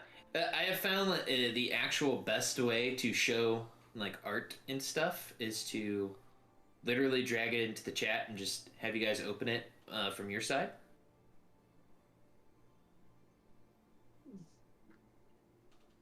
So much cooler than a gourd. It is infinitely more cool than a gourd. Okay, so Bavlorna says, well, you guys owe me a crate, and then we can discuss other business when you come back. No problem. We will be back promptly. Before you all leave, would anyone else like to make a deal? Perhaps I could give you something you need, something you want. Didn't you promise us those things for the items we are procuring? Well, maybe there's something else you want. Like, oh, I see. I see that you guys got a rowdy-looking witch over there, and she points at you, Luna. I can game recognizes game. I know a witch when I see one. I just want Lieutenant Softboss. So can we leave now? Actually, I might have a deal to make. Well, you see, I was not always a frog.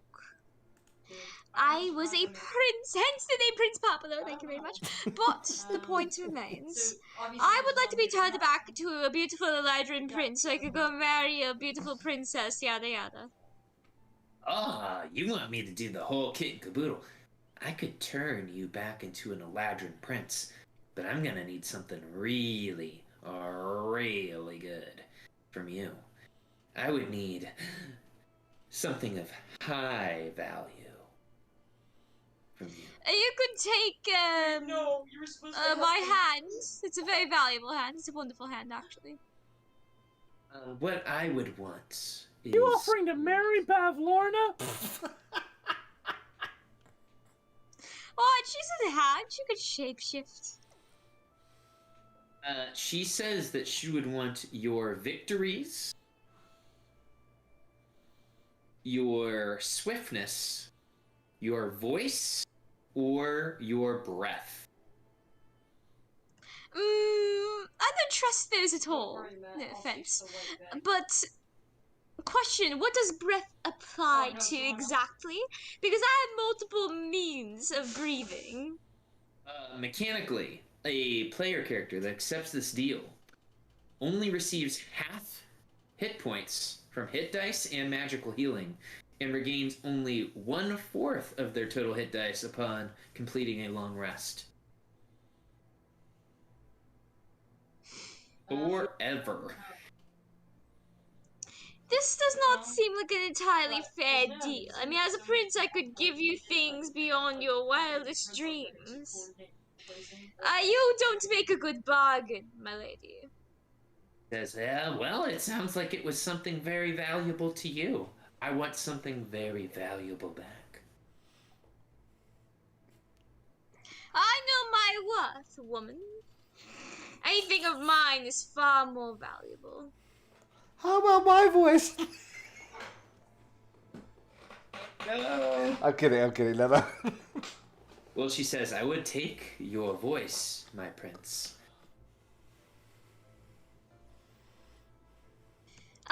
But you see, my voice is one of the most important aspects of myself. I mean, how am I supposed to express this wonderful personality of mine if I don't have my voice?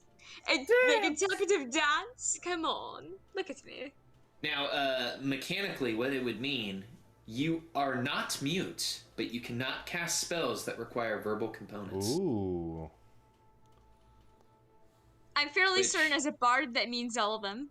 Mm-hmm. Yep.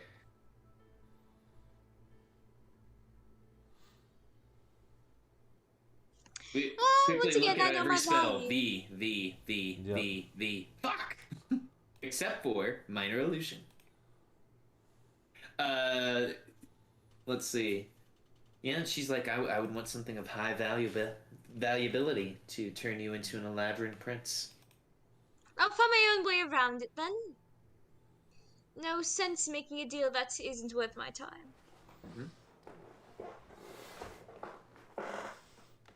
Alrighty, any other words for Bavlorna? Otherwise, I will simply take you guys back to... Claw is frightened. Back to the starting map, and you guys can go from there.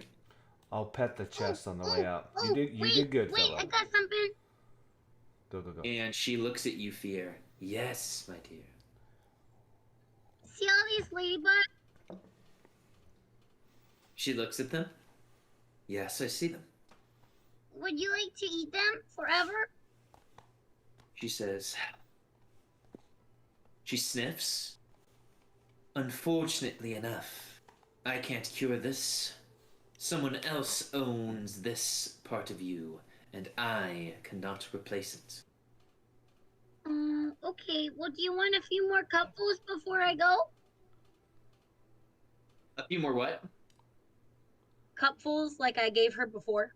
Oh, she says, yes. Ours. Oh, guys, give me a second. I'm sorry about the interruption. You're good.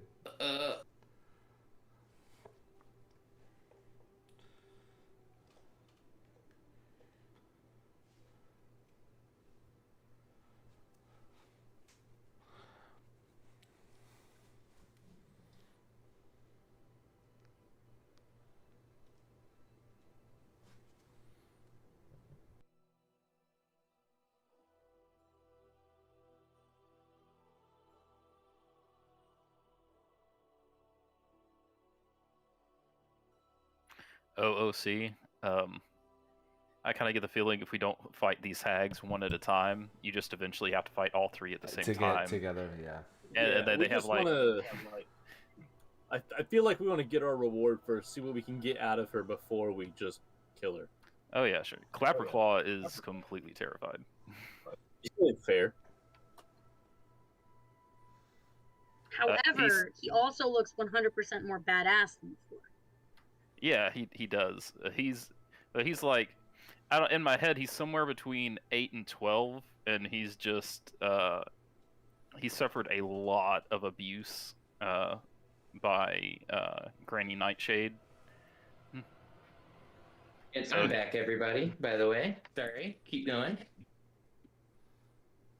All good. We were just doing backstory stuff. Backstory shit. I love it. All right. Okay, so we need to move you guys back to the start screen. So you guys are able to exit her cottage without an issue. And you guys are able to make your way back into Downfall. Downfall? Mm-hmm.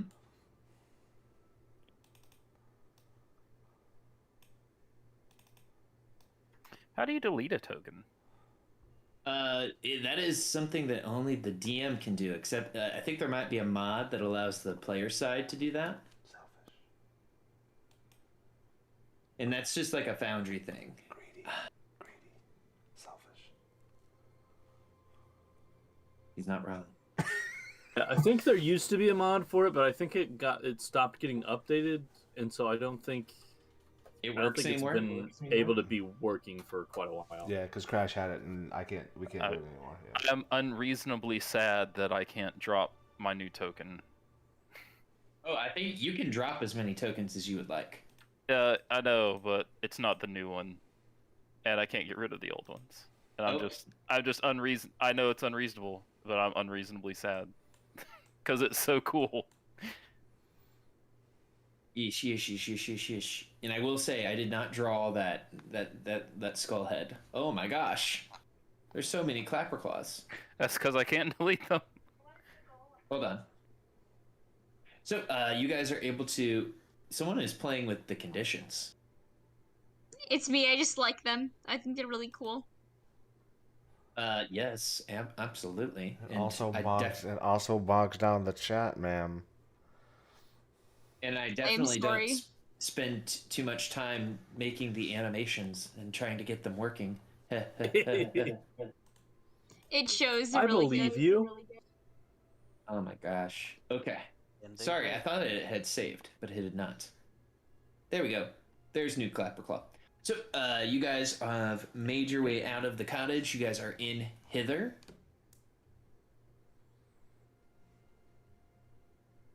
You can tell me what you guys do from there. We head back to the Resistance. Yeah, we're gonna go talk to the Baron. Oh, okay. I should have just taken you guys. I don't know why I didn't do this to the Downfall map. Downfall.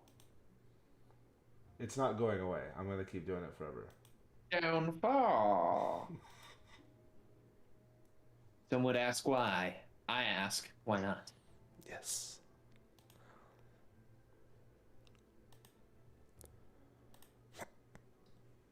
Okay. So, and one thing that I'm gonna do, because you guys probably can't see shit, I'm just gonna figure that. Or did I get rid of that? It looks like I may have got rid of that. Can you guys see everything on the screen? I can, but we're on the landing page, if that's... Ah, god damn it. I did it again! Okay. I can see everything. Okay, perfect. So, I can see clearly now. That the rain is gone. That the fog is gone. The fog of war. So, you guys are back. You took the clothing lines, I'm imagining, back over to the mainland. And you are going back to go see the Baron of Muckstump. Well, I say that is the plan.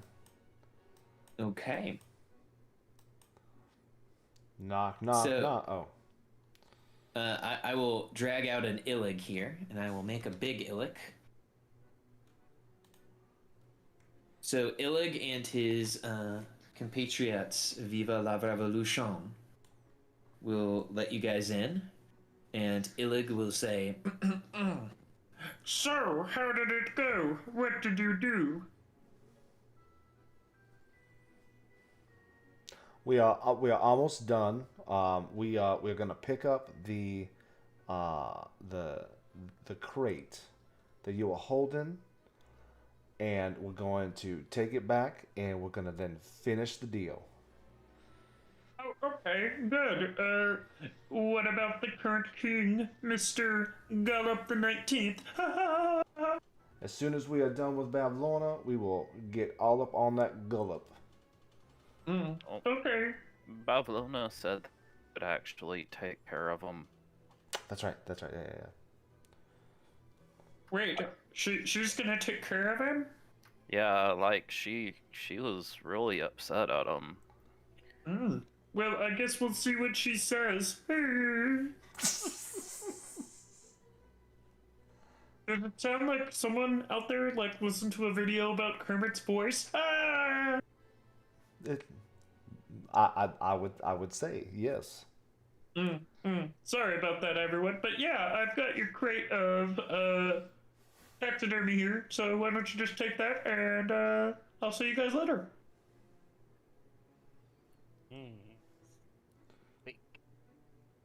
What was that, Luna?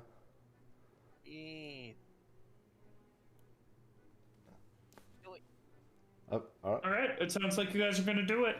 Now, I did contemplate putting a bomb in this chest. I did not do that. I promise. I would like to check the chest, and possibly incite Mr. Frog.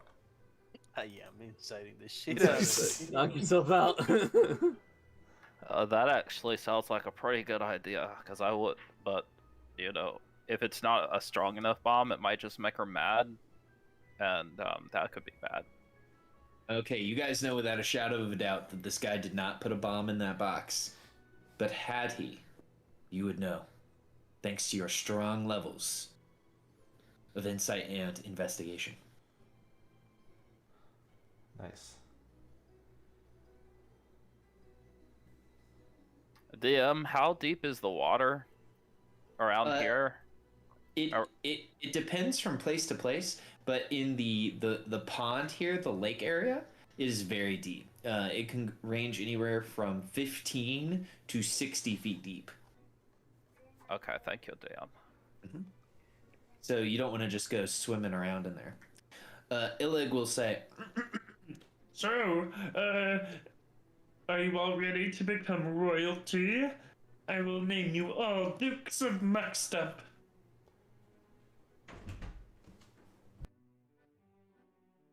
I am, I guess.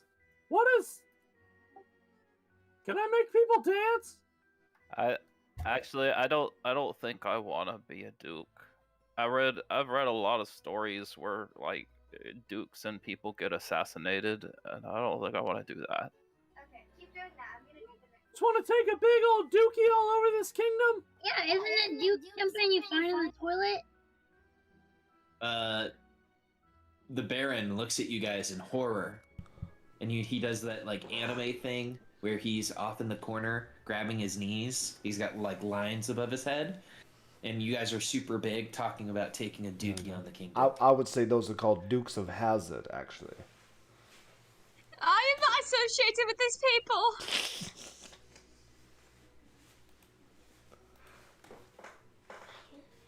Alright, I'll be a duke, but only if I can have a crown fits around my ear. He says, of course you can have a crown. Have you not seen King Gullop's crown? It's fabulous. That settles it, I want one. Alrighty, so he passes you guys the crate. It's quite heavy because it's full of taxidermy parts and like flattened squirrels.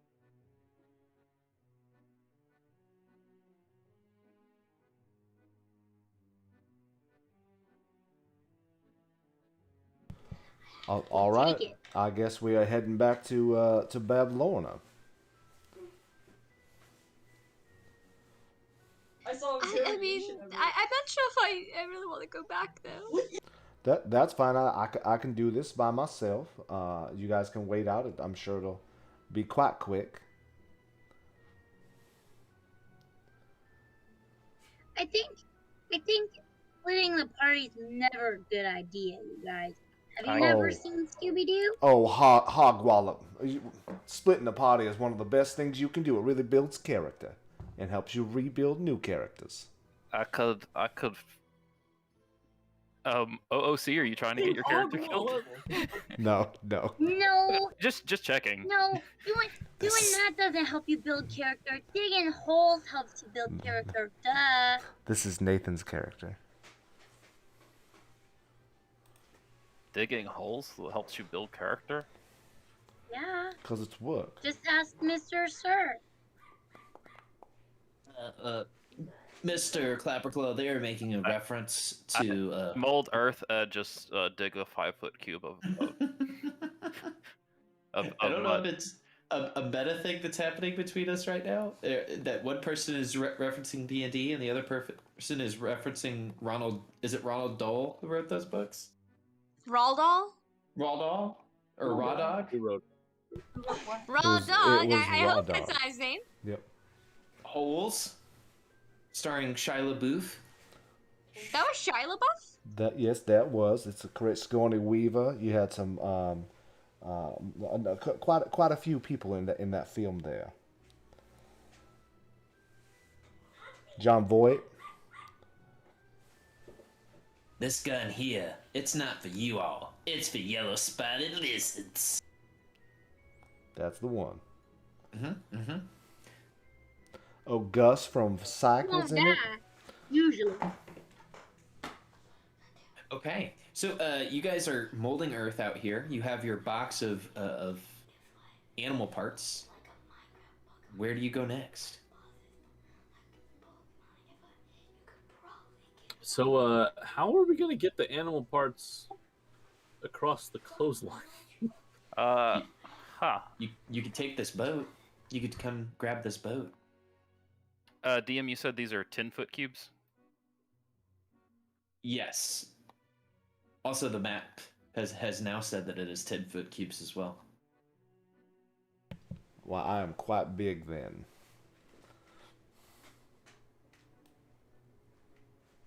I mean, I've got really good balance, but I'm not very strong.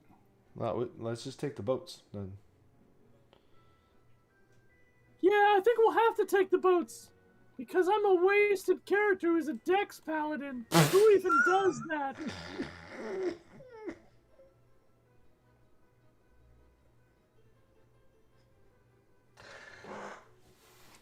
That's fair, Pally. It'd be nice if I could actually be an intelligence-based character like that fine Sunday night warlock that we see often. Mm-hmm. So, do you guys take the boat that's off this dock? Yeah, I think so. Yeah, I think that makes the most sense. Okay, as you guys are walking along this path, you have an encounter. You see an elf kind of standing on his own. He is standing in a kind of a field of oversized toadstools, and you can hear him playing melancholy, haunting music on his flute. As you hear this music, your heart feels cold, filling you with a sense of loneliness. And he's just kind of curled up in the shadow of a 6-foot-tall toadstool playing this somber tune. And he looks out at you all as you guys begin to walk by, hopefully. Can Pablo pull out his one of his instruments and play with him? Of course. Give me a performance check to match his tone. Hopefully, this goes well.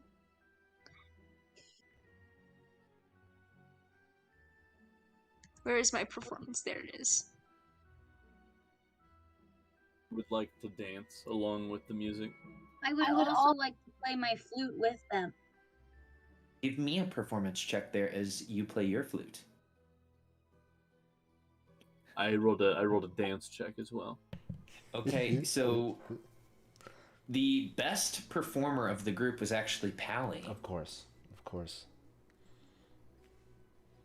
Fier and Prince, you guys both did amicable jobs, but Pally, you do one of the best dances that we have ever seen. Pally, please describe the dance that you do to these performers' melancholy performance. It's like the slow dance version of the floss. Oh man! So you know how in New Girl they do the slow dance version of the chicken dance. Pally's just doing the slow version of the floss. That works. Real talk, when I'm doing the floss IRL, I always start off super slow and then I start speeding it up as I go. That's the old man version. You have to do it that way. I don't want to pull anything. Exactly. So you guys do this performance, and the elf pulls their instrument down and gives you guys a slight grin and says, "Why, hello there. No one's ever stopped to play music with me." I suppose introductions are in order then? Yes, my name. So this is where Fear speaks up very quickly, and this is where you're gonna notice that she thinks that he's incredibly handsome, and you notice an immediate change from the childlike wonder that she normally has to an adult voice, and she goes, "Maybe it's just because you're so handsome, and they were just intimidated by you. But I would love to get to know you." The fuck? I don't think Jibbock would very much like that now, Fier. You let me start macking, honey. The elf coughs. Well, my name is Octavian. It's a pleasure to meet you all. I was sitting here playing my flute, and I'm so glad that you all have come to sit by me and play with me. The music brings me just a brief amount of cheer, as I'm quite sad. Oh, what happened? Come on, you can tell us. Well, I'm not intruding by telling you all what has happened, am I? Oh, no, we're curious, please. Okay, well, I came to Downfall, and the DM looks around. Seeking the help of the hag that oversees this town, as I need magic to make me forget my lost loves. I struck a deal with her, but when it came time for me to pay my way, I refused to give Bavlorna what she wanted in return. She wanted my still beating heart. As punishment, she took what she wanted by force. If it's still? He looks at you, cocks his head to the side, and he sighs and he says, I guess it's a colloquialism that doesn't make a lot of sense. I think still as in it is still beating, not that it is still and beating. Well, actually, this is some good providence, I suppose. Although I actually just realized my token's all the way over there. What I was saying was... Well, it's good providence that we happened upon you, since... Well, I think our... say... goals align in some way. You don't say. Well, as it turned out, even if I refused her, she was always going to take my heart anyways. She took it by force, and then she replaced it with something else.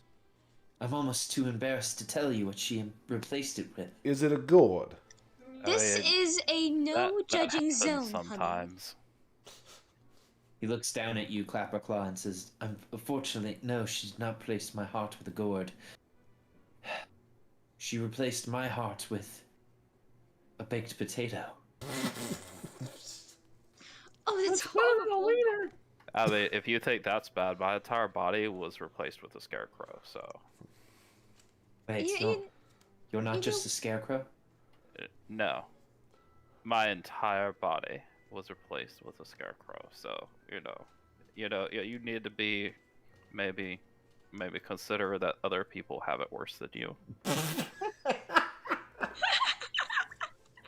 In her most adult voice, she reaches out to Octavian and grabs his hand and goes, It's so unfortunate that she took your heart.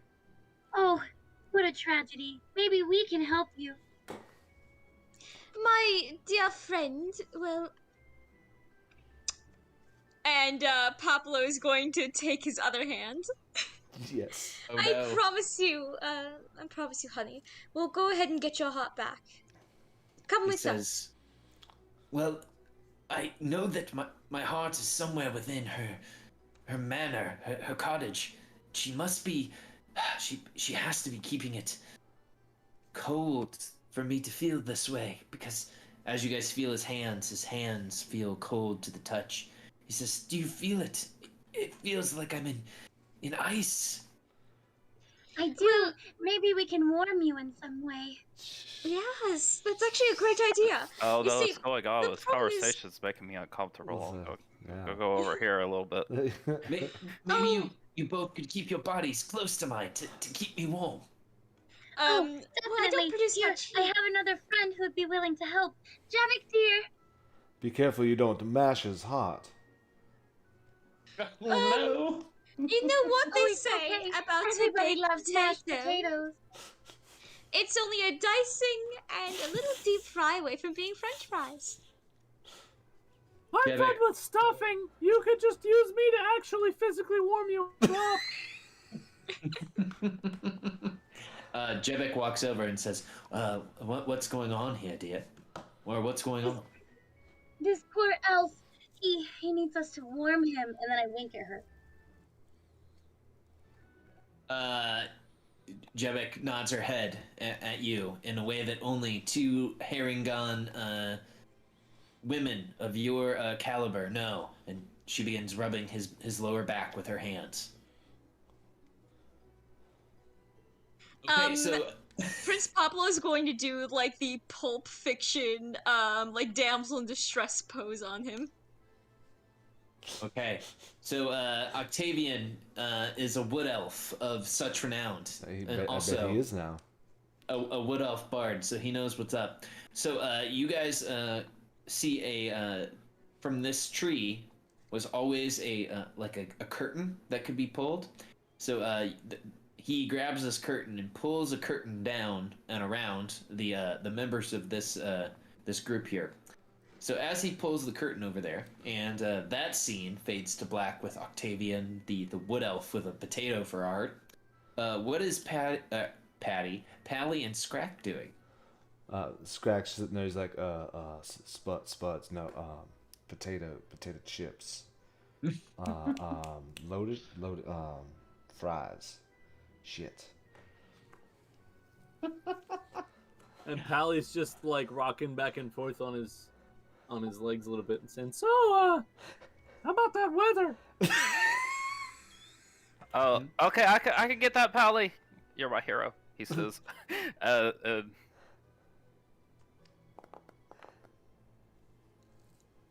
And he casts what is it? The Druidcraft, and checks the weather. I got that, Pally. So Smoggy. Clapperclaw, with a magical pull into the druidic magics, you pull down a green screen behind you. And you can't see the green screen, but Pally and Scrack can, and they see a weather report on Hither. Clapperclaw, what do you report to them on the weather? Well, it's gonna be foggy today, and it's gonna be foggy all night, and then tomorrow it's gonna be very foggy, and then tomorrow afternoon it is also going to be foggy.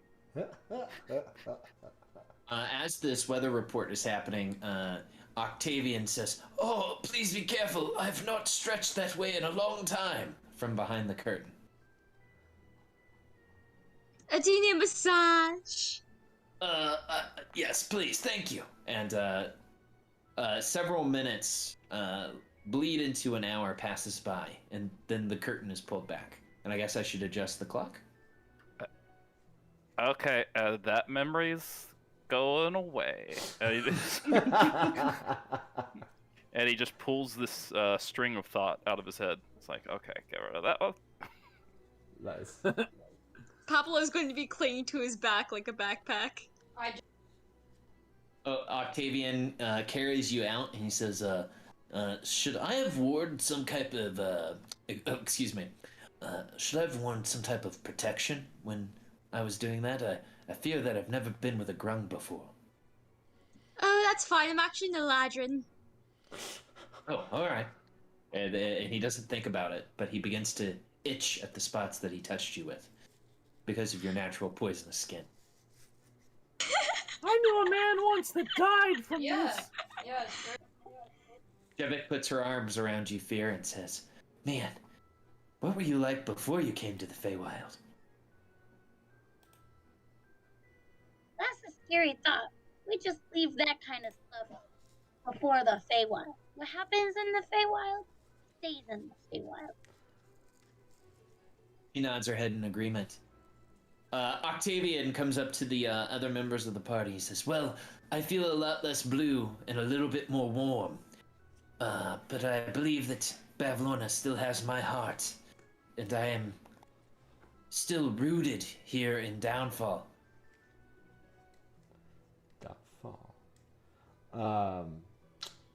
Well, I don't want to just sit here and be a spectator.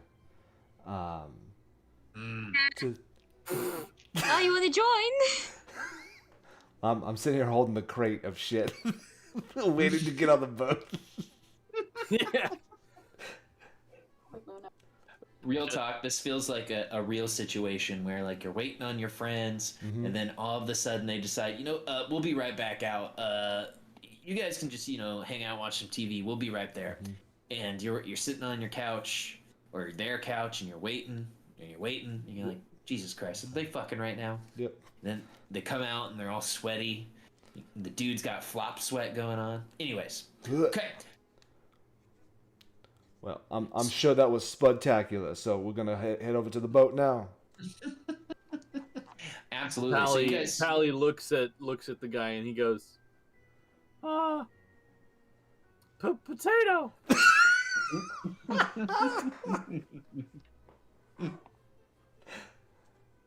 He slowly shakes his head and he says, Is that the best you got? We could just peel away here, if it's all right with everyone. Says, if I have to spend any more time with you all, I'm sure to become starch raving mad. Yes. And he walks over to the boat. All right. I'm going to guess that Pablo's still stuck to his back. Pablo is still stuck to his back. Mr. Clapperclaw, how do you react after the curtain is drawn back? I've already encoded that thought and thrown it away. So I'm not sure what really is going on right now. Morgort, the Knight of Warts, will put their hand on your shoulder and say, It's okay. It's okay. You'll learn about this when you're older.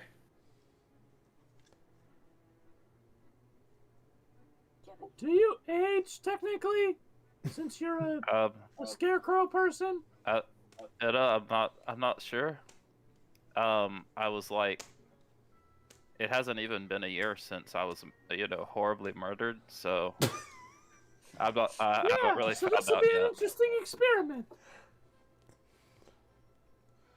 I mean, probably not. I don't know. Pally probably knows more than I do. He seems to be a lot like me. That's such a straw man argument. Let's go. Hey, Pally, you're kind of like my big brother now. You can teach I'm me. small though. You can teach me about what being a Geppetton's kind of like. Maybe that's similar enough to being a construct. Well, let me tell you. And he proceeds to tell him as they row the boat across. Yes. I love it. Okay, so Fier, you can definitely add another notch to your body count tally if you want to do that.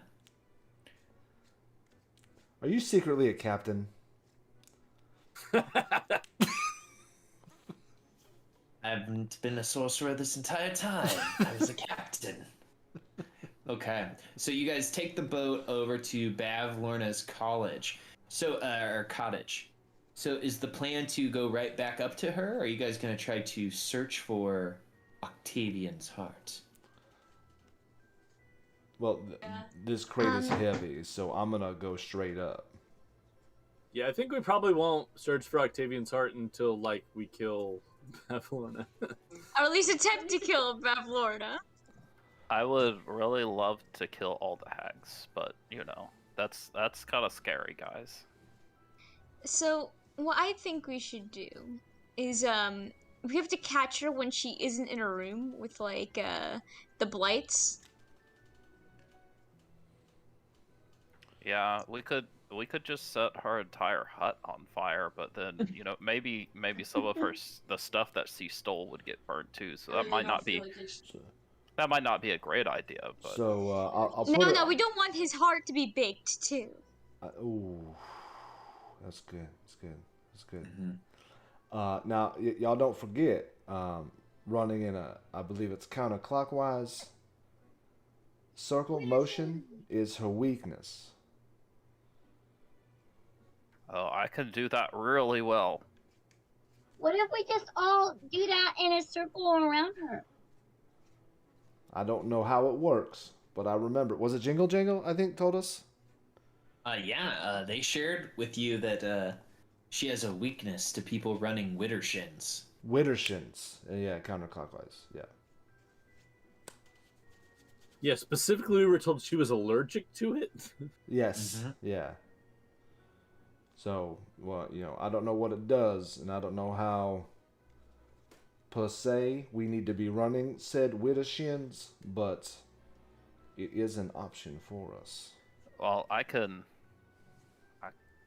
we could just start doing that while we're talking to her. She'll never see it coming. Oh, also, Prince Poplo, I kind of promised you that I wouldn't do anything violent. So that doesn't count for the hags, right?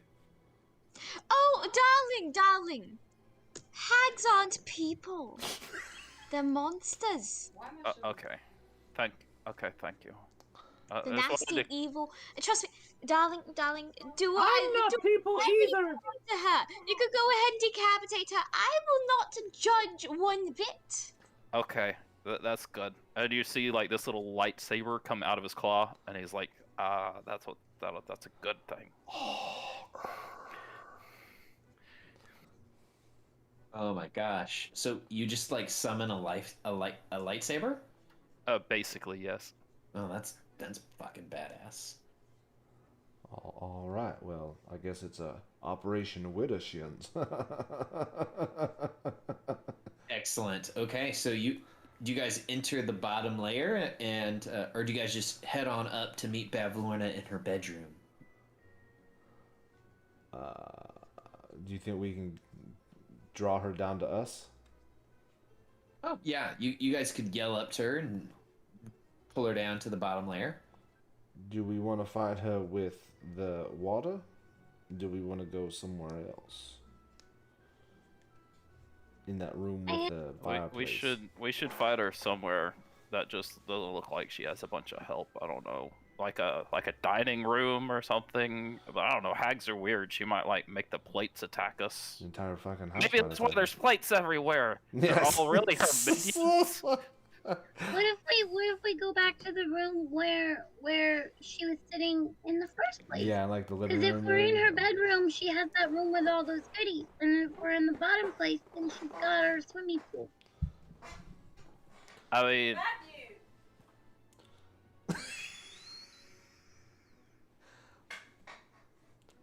I agree. We could throw her off the side. I mean, if we lured her to like the edge of her hut, I could like jump off and pull her off the side of the hut. I could quickly tie a noose around her neck. She's a hag. She probably knows how to cast fly. Oh. I think that we should hit her. You got a point there, Pally. That's why you're the smartest of us. I mean, if she... I know, pick me. Fireball. Solves everything, guys. We're like halfway through and in the water, and I'm like... That guy's internet issues. Yeah. Should we take a long rest first?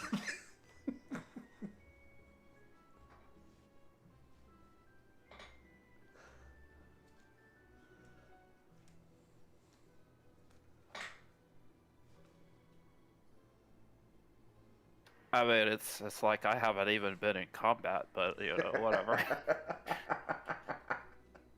I'm fine. Oh, you know what? If we're gonna fight her, whatever floor we're gonna fight her on, we could set up like a trap for her. Like readying a fireball. Yeah, like that. Or maybe you could like get like set up some pit traps. Wait, that doesn't work in a building. I don't know.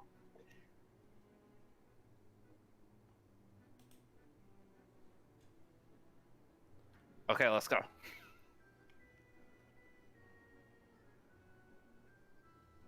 What's your lowest foretelling dice right now? They're gone. They're all gone. Okay, you can use a charge of rushed incantation to roll more if you need to. Okay. So maybe do that, and then I could do Pally's dance thing and try to get her to dance to waste her movement and such. Yeah, the channel divinity. Yeah. All right. I can use a rushed incantation to get one roll or two rolls.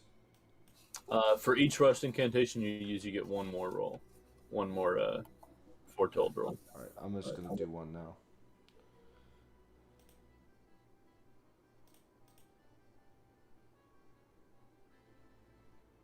Do you do it secret so nobody can know what it is? I normally just roll it, but like right after I join, without telling anybody what I'm rolling about. All right. Hold on, I'm gonna use this Rubik's cube here in my house. It's a 20. Now we It's know. a 20, guys. No. 20-sided Rubik's cube. That's why I have an intelligence of 20 there, Orf. Right. Oh my gosh. I think I might need to refresh my game here, and then I can take you guys back to that map. Aye.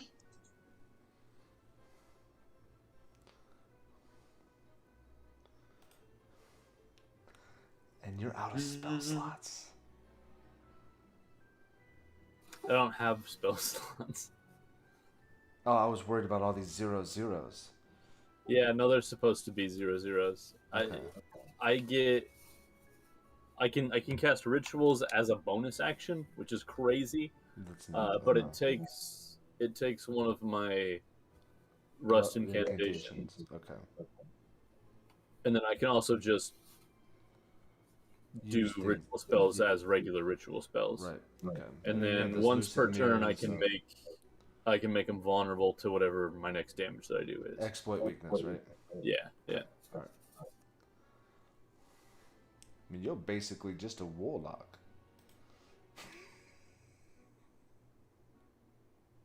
I mean, yeah, except that I already have 4 spell slots effectively. Yeah, live that you can, and you got 6 rushes or 6 bonus actions to use them.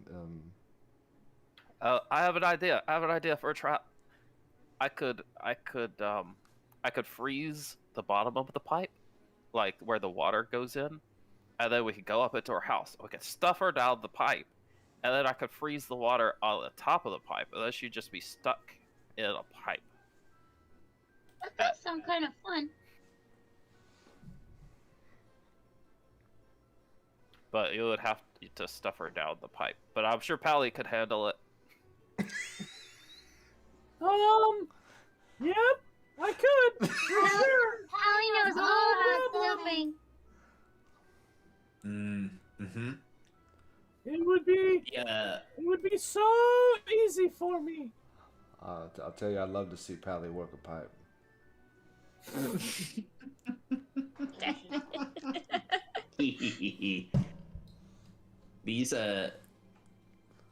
This is a rowdy, raunchy party here. Okay, finally. I might back have a different personality next session, y'all, but I'm just letting you know. Just feel really weird on this April 1st. This is the first April Fool's prank that anyone has played on me today, so I appreciate that. I haven't My had a wife single told- one played on me. Well, My wife literally told me earlier this week, "Do not try to prank me, bro. Don't do it." So I did not, because I listened to my wife, because I like to be alive. Okay, so you guys wanted to do this on the 2nd floor, correct? Oh, unless do we want to try the frozen pipe thing, or do we just want to fight her in a room?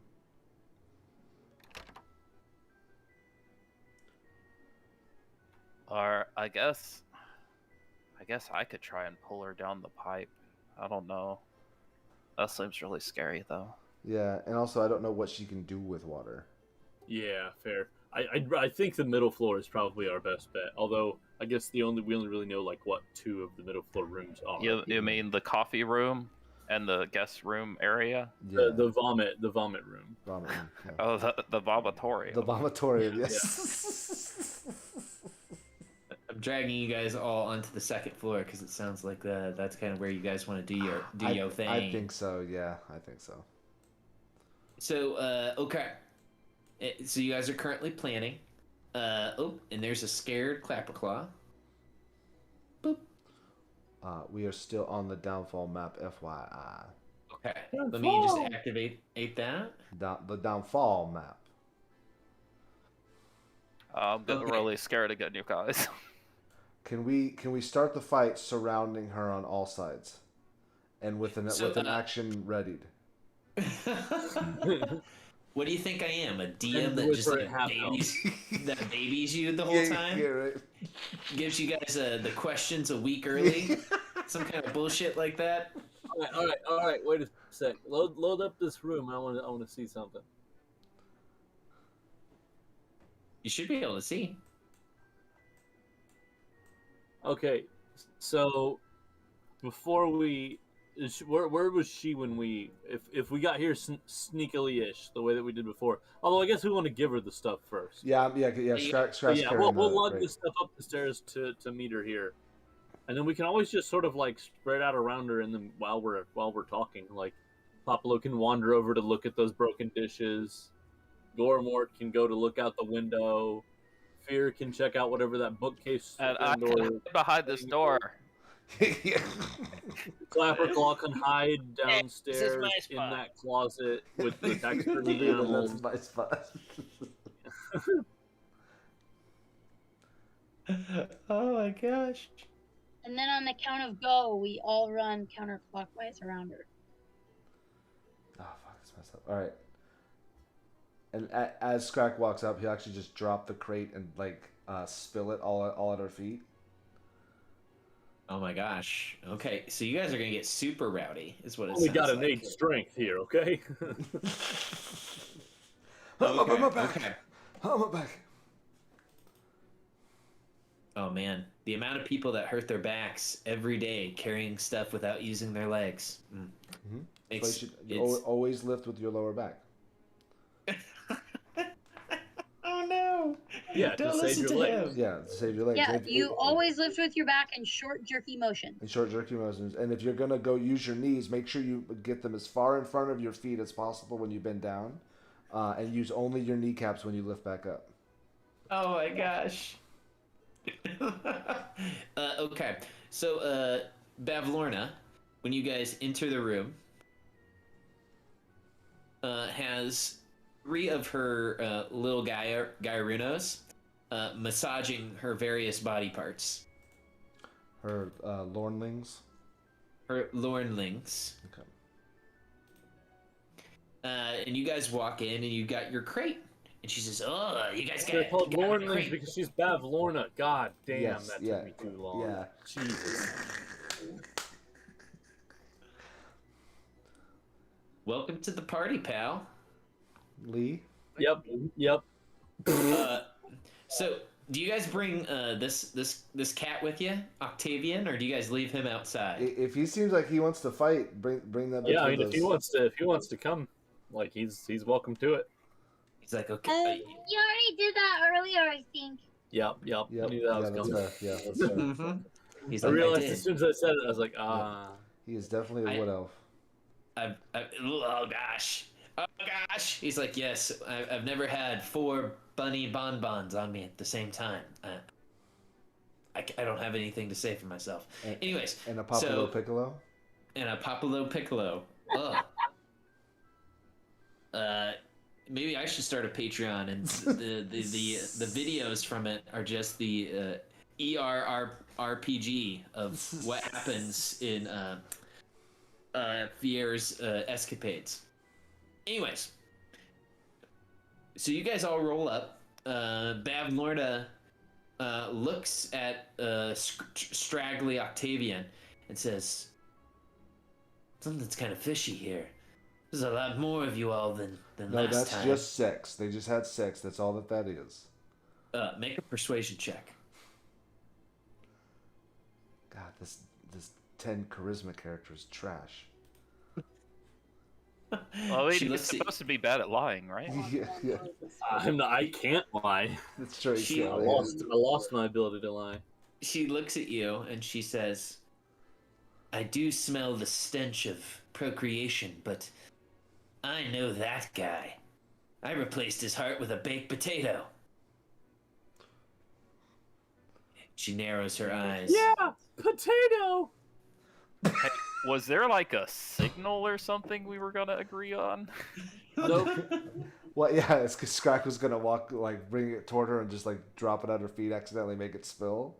That was but well, we want to wait. We want to get our stuff back, I think, before we really.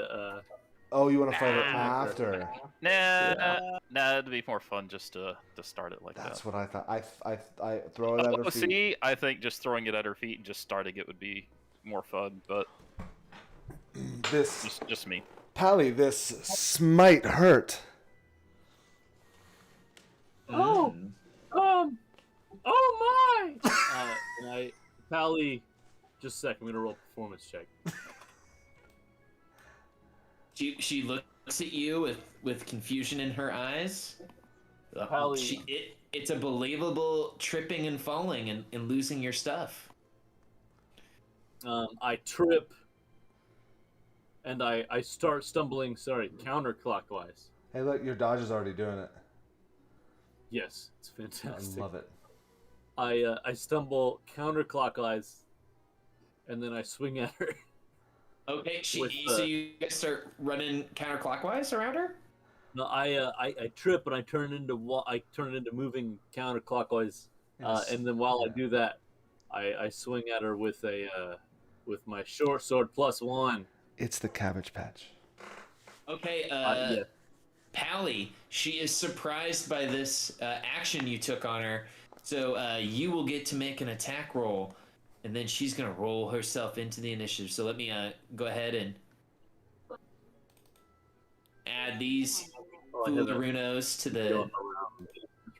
I'm gonna smite too. And your NPCs that First definitely level, will not because I don't have die. any second level spell slots. Yeah, because I use them against the fish. Alrighty, so I'm gonna go through here. Roll these guys all in. They were not expecting to get super rowdy.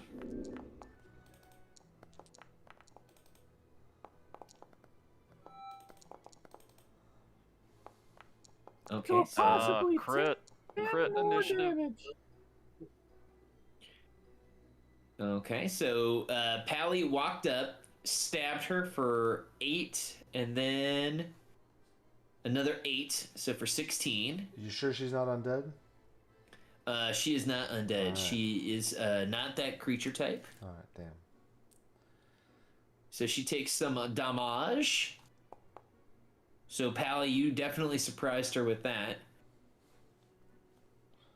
So you get a free shot on her. That starts. Downfall. Downfall. You stab her. You throw the crap everywhere, and combat starts. So I'm just waiting on some fat beats to kick ass to. I just realized I never picked one of my 3rd level spells. Is the song you're gonna play? Because I did something wrong.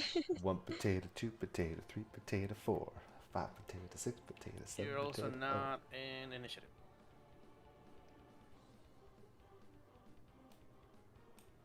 I'll throw Prince in there.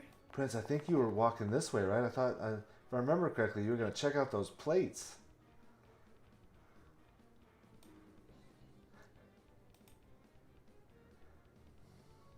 So, Pally, you stab this woman. You hit her with her divine smite, and her quicklings immediately jump up from massaging her, and a magenta quickling is going to act. Alrighty, so that magenta quickling. Oh, I forgot that I put that. Hold on. It looks really stupid. I'm going to take that map pin down. So beautiful. While you're working on that, do we have reactions before it's our turn? You charge your reaction once you've had a turn. Okay. I believe Well, technically you would have had a non-combat turn sort of before combat started, I guess.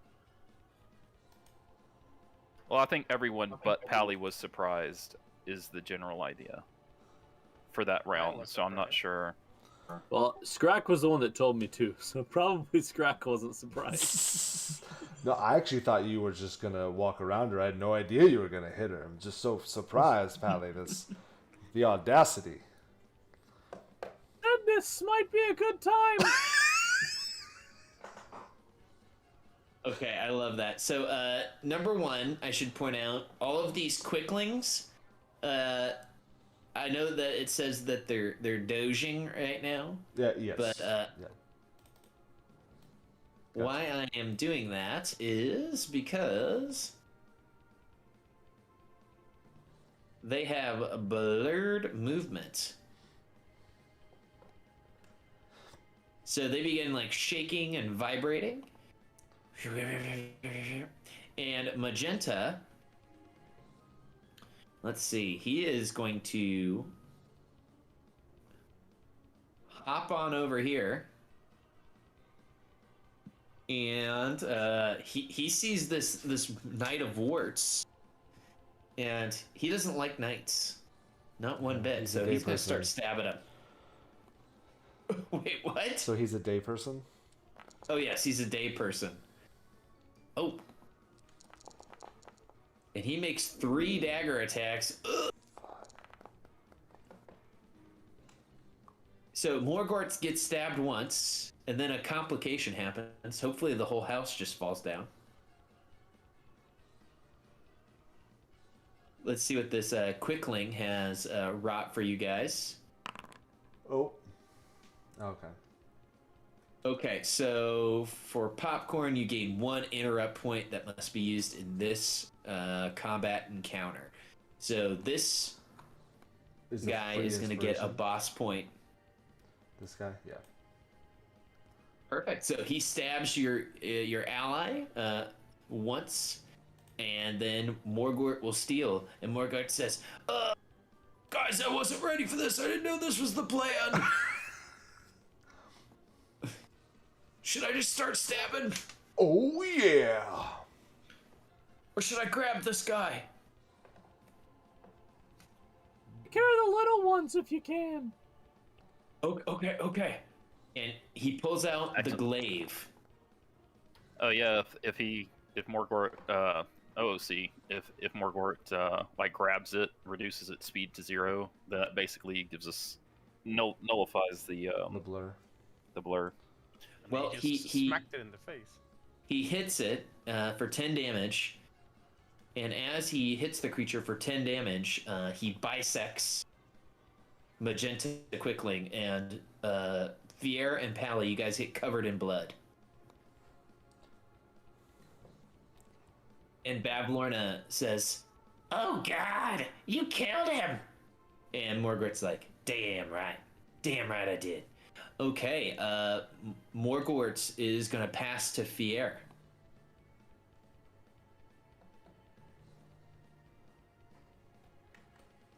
Here is going to go ahead and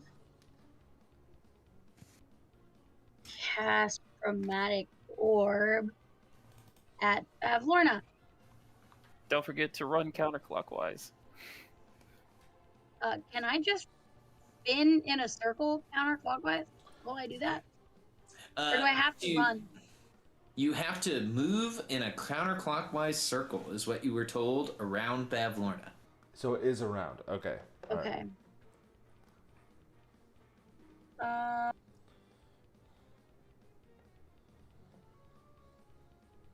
Okay, I'm gonna cast Chromatic Orb and then use my movement to start running around her. Okay. Show me that Chromatic Orb.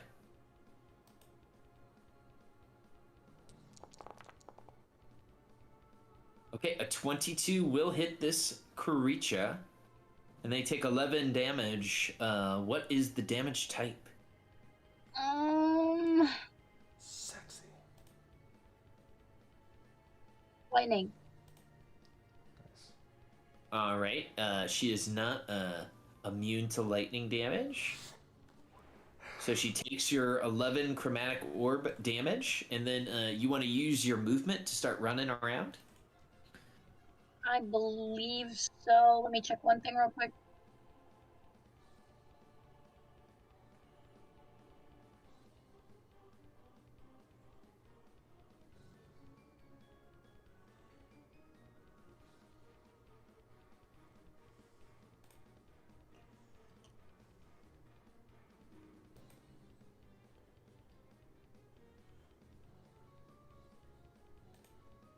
Yes, so I'm just going to go ahead and use my movement to start moving around her.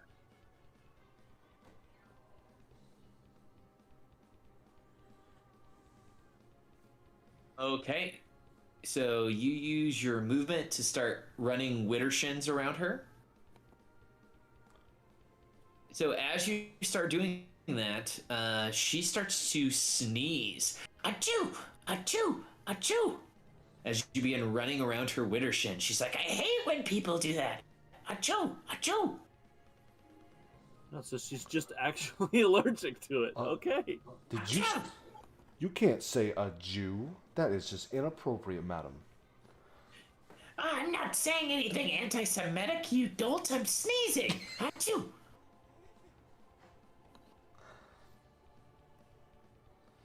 All right, Fier, you're running Widdershin. She's sneezing. You did a Chromatic Orb. Anything else?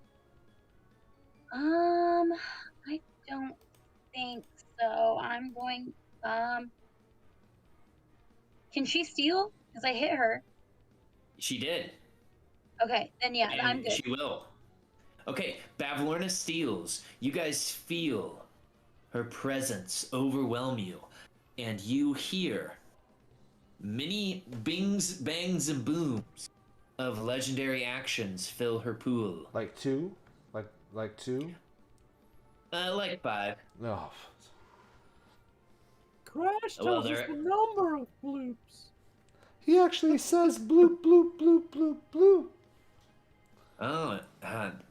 What a baby DM to tell you guys how many legendary actions they have, so you guys can metagame and plan out when they run out. Oh my gosh. No, I'm just kidding. So the creature looks at you, sneezes, and says, "I can't cast any of my spells when I'm sneezing. Achoo! Achoo! I guess I'm just gonna have to bite your face off." And she tries to bite Scrack. It's a 25 hit Scrack. Fuck you. That it does. She wraps her lips around your head and begins biting down. And you are grappled. Well, shucks. And until the grapple ends, the target is restrained, and she cannot use her bite attack on another opponent. Haha, this is an advantage for us. Oh my gosh. So she bites Scrack on the head, and she's like, "Achoo! Achoo!" So as she's biting you, she's sneezing her snot into your mouth. Can't be any worse than what I witnessed earlier today. So she bites down. She sees that there's people surrounding her. So she passes to her. I will steal from the attack. Oh, okay. Okay, Scrack, you can go. You're So- currently inside her mouth, Yeah, so being hot. sneezed on. Love it. I will attempt to escape. Okay, this is DC 16. You can use athletics or acrobatics. Let's go with the acrobatics. That is enough. You pull yourself out of her mouth. That is my action. Is that correct? That is correct. I don't get a. I will move.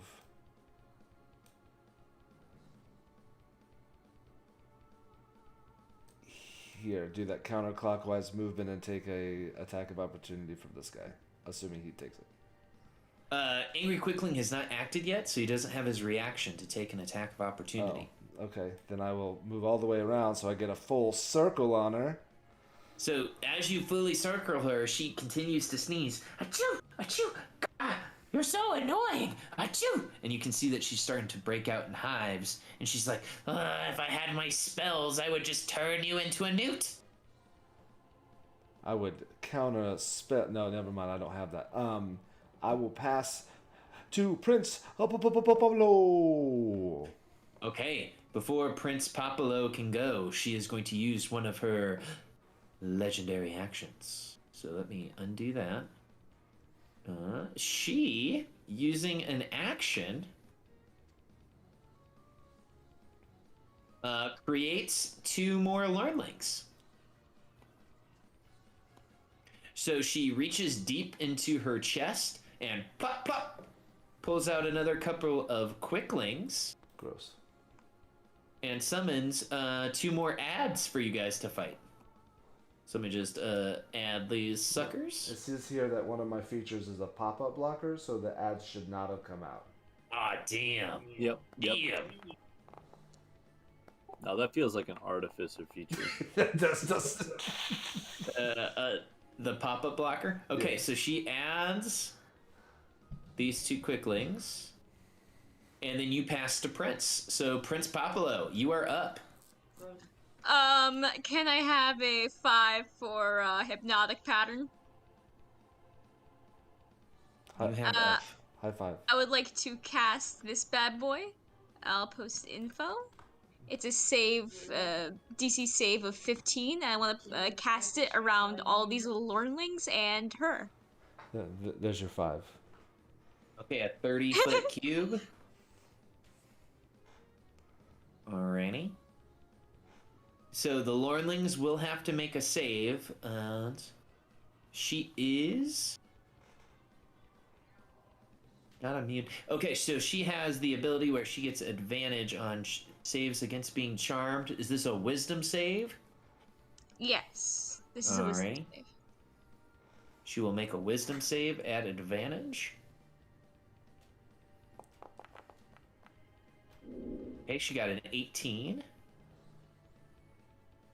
These guys do not have advantage. Just so I know for the future, we can use our DM inspiration to force a roll to be at disadvantage for like if we're casting a spell on someone. No. Does it? Okay.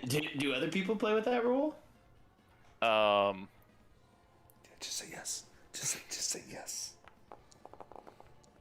I actually do allow that in my game, so I was just wondering because I thought that I saw that in your homebrew thing. I didn't. If it is there, it should not be because I do not. Okay, so Bavlorna passed. Moving Quickling failed, so they are hypnotically patterned. So they are incapacitated, right? Charmed and incapacitated. What was the save on that? That was a fitting. Yeah, I assumed an 18 would pass. So, charmed and incapacitated, and that's moving. Can I reaction Boon of Fate on Bavlorna? Sure. What's that deal? And angry. When another creature within 60 feet of you makes an ability check, an attack roll, or a saving throw, you can roll a d10 and apply the result as a boon or penalty to the roll. Yeah, it seemed... Wait. And you have your reaction, right? So, yeah. Roll that d10. Oh, shit. We need a 4, right? 4 or higher. Yep. 4. Yes! Or a 10. So she fails. So for the moment, she is charmed and incapacitated. Nice. It seems my charmed is broken. It's making my other thing break. No, you're just as charming as you are every night. So you see her eyes roll into the back of her head, and as you do that reaction, I have to roll a complication for the other Deuterino who rolled a 1. Your swing unbalances you. So 1 melee attack against you as your reaction. Well, he didn't really have a target, so Scrack or Fier? I guess you guys could... Well, Fier couldn't because she spent her reaction. Scrack, you could attack this guy. Can it be before the hypnotic pattern so I don't wake him, or...? I think it would be after, or a random enemy may attack you or dash using reaction. Would someone like to dash? Actually, I have a question about this.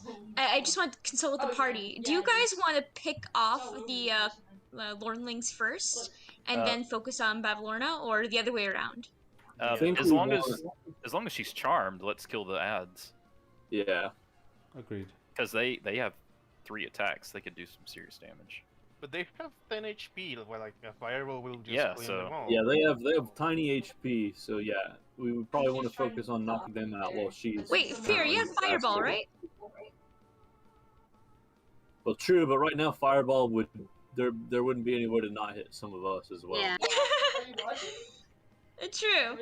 What if we all took a step back? Hold up. Let me just quickly measure. If we all took a step back, we could... We could get this done. So do you want me to hit this thing or not? I would vote yes. Your attack is going to be not super great. Oh yeah, that might damage wise. Oh, then never mind. I refuse, Sir DM. I refuse. A random enemy can dash. Would anyone like to dash? I mean, if we're gonna back up for the fireball, do we want Vormort to move out of the way? Yeah, I think she should move out of the way. Morgort will get out of dodge. To there. And Pablo is going to move as well. Just like a one step back, basically. No, Sure.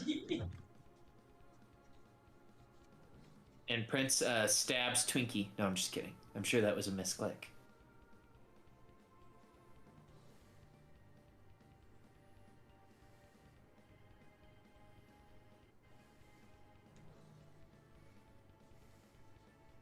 Alright, anything else from Prince this round?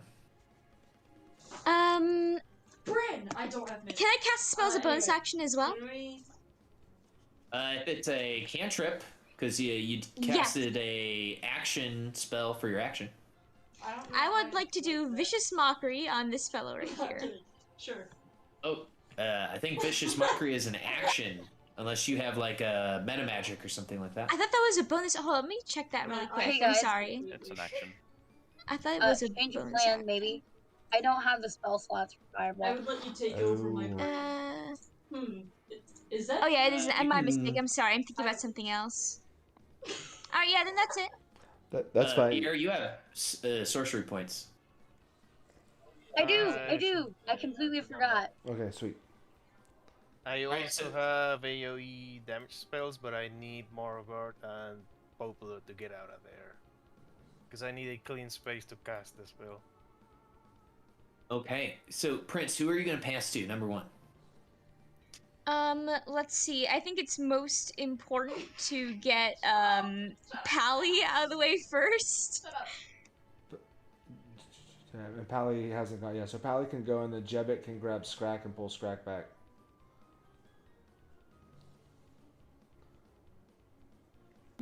Yeah, we can. Yeah. Let's do that. So we pass into Pally. Is that what the plan is? Let's do that. Okay. As you go to pass to Pally, she's going to use a legendary action to deal 30 damage to herself to relieve herself of this status effect of being charmed by your spell. That's bullshit, DM. So you see her body is racked with magical energy. You see that it is basically like burned, like a bad steak in a microwave. And she yells, her eyes bulge out of her head, and you see that the look of slack-jawedness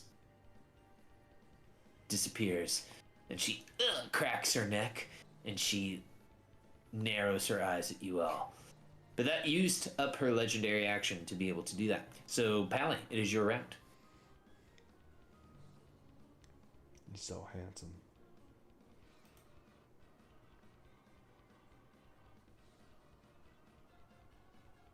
That's the new Pally, the upgraded Pally. Pally without a cause, some might say.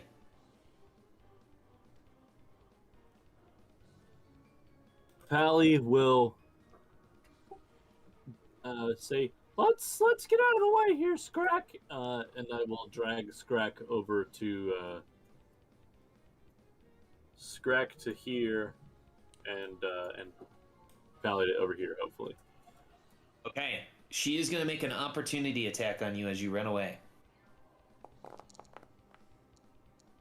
Oh, doesn't hit. As you start pushing Scrack away, she reaches out with her bite and just nicks your clothing.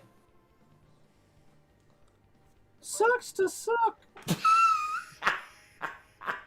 She's like, "Don't you worry, I'll suck you later." Hold on a minute.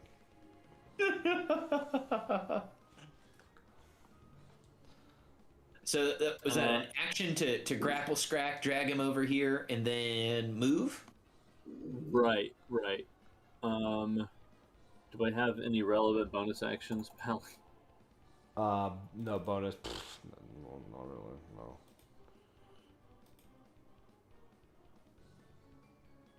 No.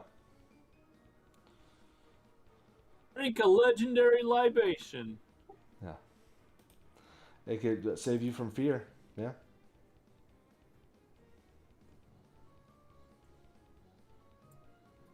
I don't know why I do this. I'm just soaking my insides. Yep. And then I will pass to. I guess we need to get Jevic and. So if we target the top corner of the ceiling, then Octavian should be out of the range. So I guess we really just need Jevic out of the way. Well, and be aware, Hops can't go until everyone else goes, and Luna does have an AoE, but I think we're in his way.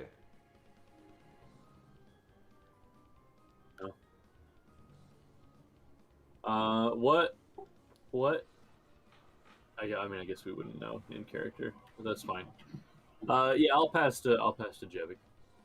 Okay, Jevic. Get out Says, of there, Jevic! I'm gonna get out of here, cause I don't want to get eaten. Don't get like killed. And she uses her cunning action. She's a cunning linguist as well to disengage. And gets over here. And there's no one nearby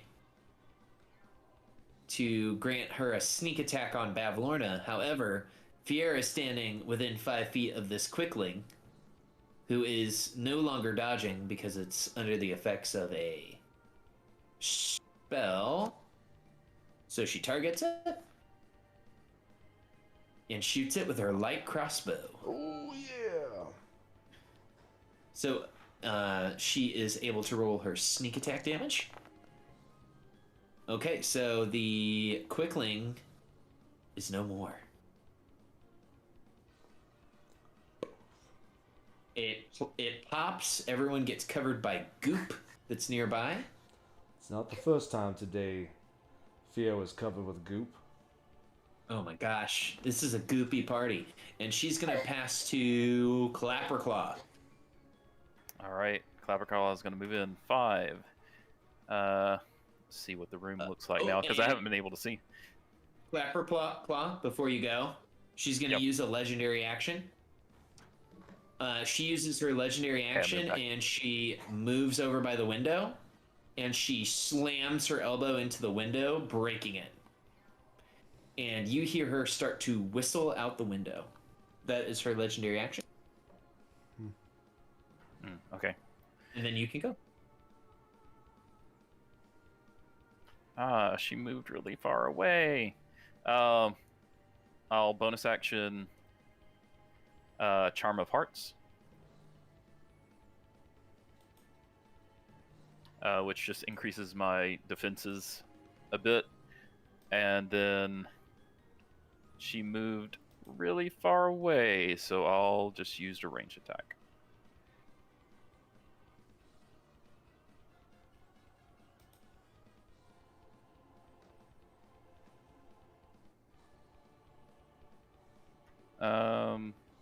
Sorry, that changed what I was going to do, so I have to check some spell ranges. No, you're good. Alright, I will Force Dart as soon as I find it. Okay, there it goes.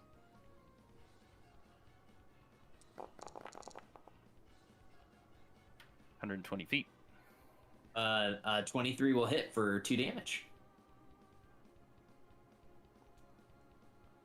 1d10. Okay. You are 5th level. Yeah, that does not seem right.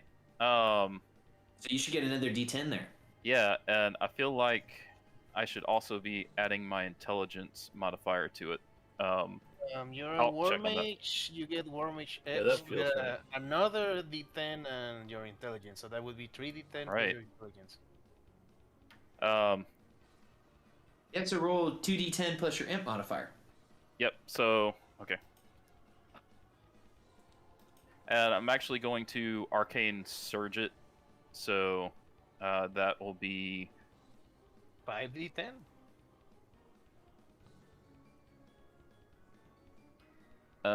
Deal twice the number of damage dice dealt by the spell. So instead of 3, it should be 6 total.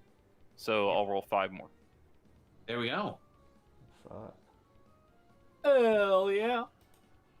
This is the power of a small boy in a scarecrow's body. Clapperclaw was always the smartest of us. God damn. So yeah, she takes another 30 damage.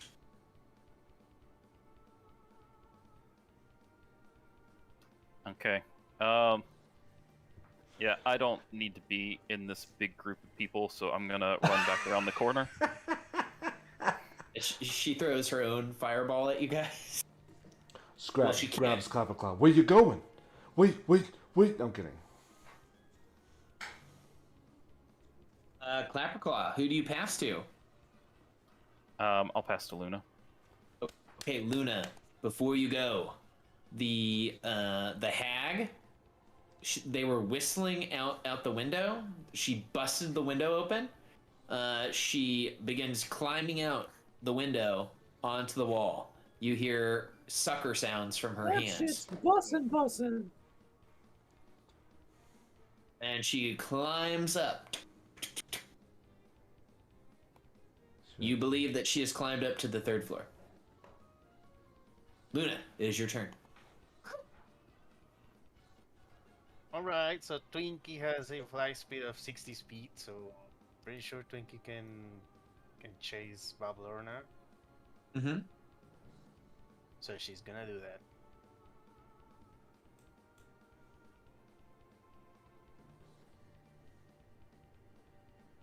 So flies out, and there's a wall there, so she flies out 25. And now you should be on the other side of the wall. But this is the other side of the building. And you see Bavlorna is like climbing up the wall and is hanging on to the 3rd floor. I don't really see where she is, but I'm pretty sure I can catch up to her.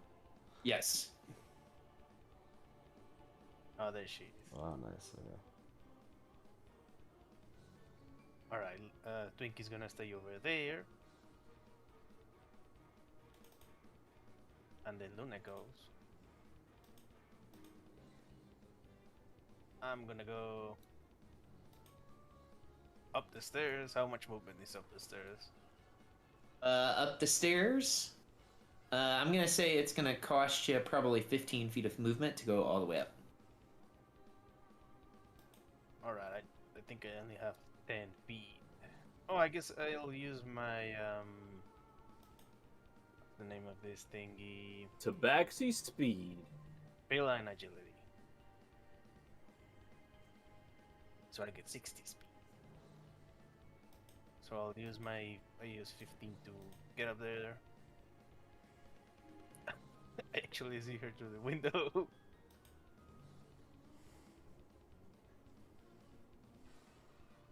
Okay, I have 15 foot left. Gonna move over here and a little bit over here, and I think that's all my movement. And as an action, I'm gonna cast. What is this thingy? Dire Familiar. Oh no. Oh, make yeah! It just changes Dire his familiar into the Kool-Aid Man. Into the Kool-Aid Man. Or Long Kitty. No, it becomes Canadian. It becomes Dire. And as a bonus action, I'll make Twinkie sting Babylorna. If she fails the Constitution saving throw and falls, it's gonna be very funny. What happened? Ooh, that's just A 12 will miss. Right. I don't think I'm close enough. But I can add my 1d8.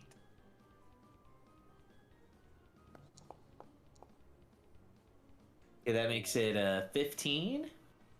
A 15. meets, so she's gonna take some damage. So I could have actually succeeded. And she has to make a saving throw.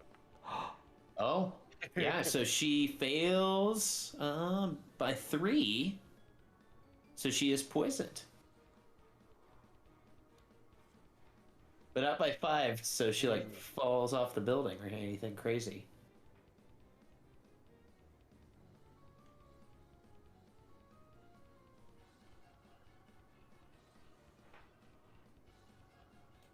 All right, anything else from Luna? Nope. All right, Luna, who do you pass to? I'll pass to the moving quickling, which is not really moving. Yeah, because he's charmed. Bavlorna is going to use a legendary action. And she's going to bite Twinkie. Oh, well, have a good rest of your night, Justin. Oh, well, 14 hit Twinkie? No. No, they will not. Alrighty, so the familiars are charmed, so they don't do anything. And they don't get a save.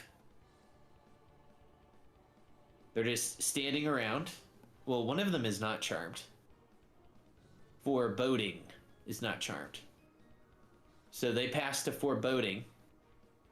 And Foreboding sees there's a bunch of people, like, being crazy. He cannot fly, unfortunately enough, so he can't go help his master. So he just walks up to Fier. Fier, he's gonna start stabbing. Oh no. So I'll do my other 2 stabs. Alright, let's see what the complication is.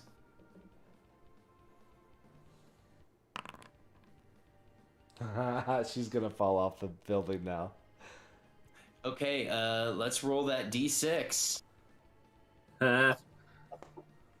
Hey, that might be a good thing. She might just get away. 4 by 5, so everyone's gonna move in a random direction 20 feet. To their directly north. Okay, so starting from this map, this guy somehow flies 20 feet right out the window and falls and splashes. This guy goes 20 feet to the north. He's incapacitated, so he can't make dexterity saving throws. And falls prone.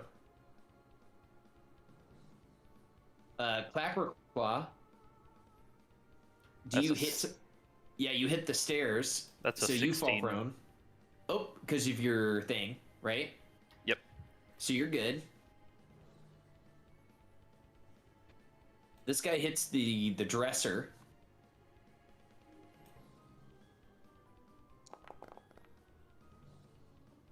Oh, Octavian falls prone.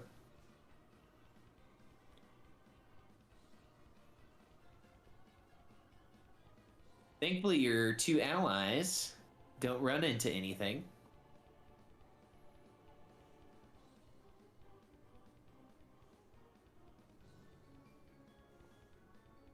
I'm going to say Prince needs to make the save because he's running into you guys.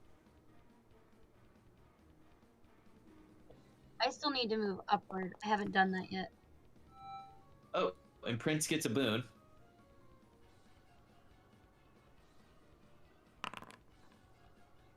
Ooh. Nice.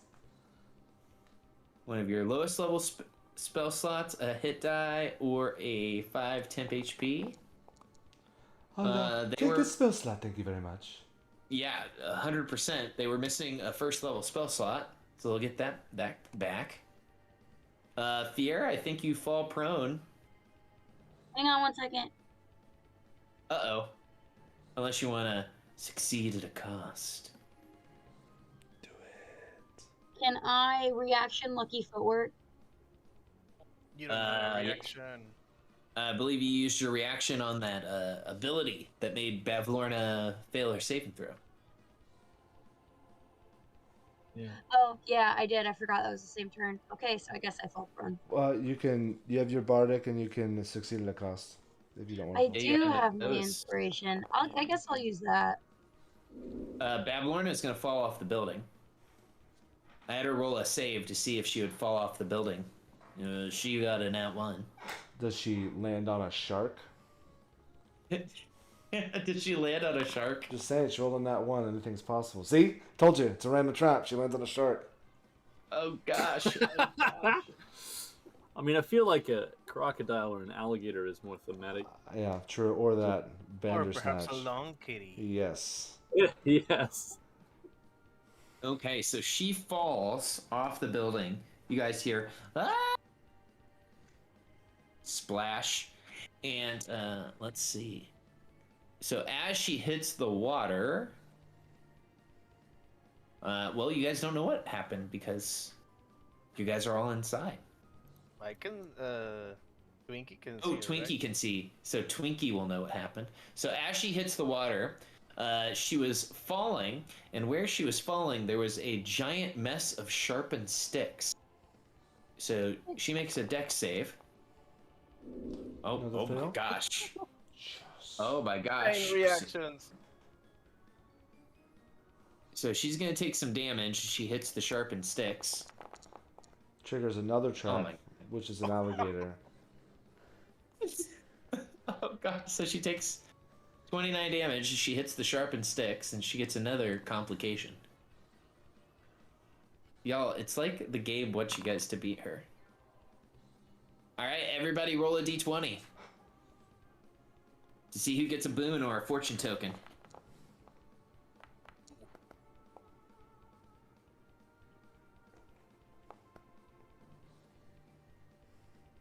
Alright, so Scrack, do you want a boon or a fortune token?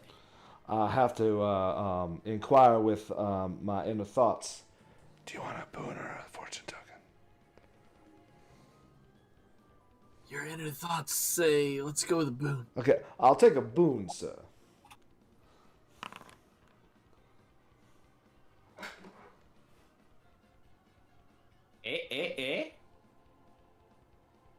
No, I'll take the healing, I think. That's what I'll do. Yeah. Oh, there we go. Okay. Okay. So Bavlorna hits the deck.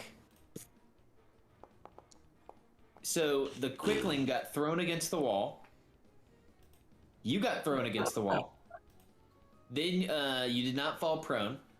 He stabs you with his second dagger stab for 7, and then misses his third. And the Quickling that got thrown out the window dies. They will pass to Straggly Octavian. He will spend 15 feet of movement to stand up. He'll say, maybe I should have just left my heart a potato after all of this. And he will target the moving Quickling. And using his bow, he will shoot at him. And he will hit. Or no, he'll miss, because he has disadvantage because he's prone. He says, what? What is this life? And he will shoot him again. Because he is multi-attack. He misses him twice.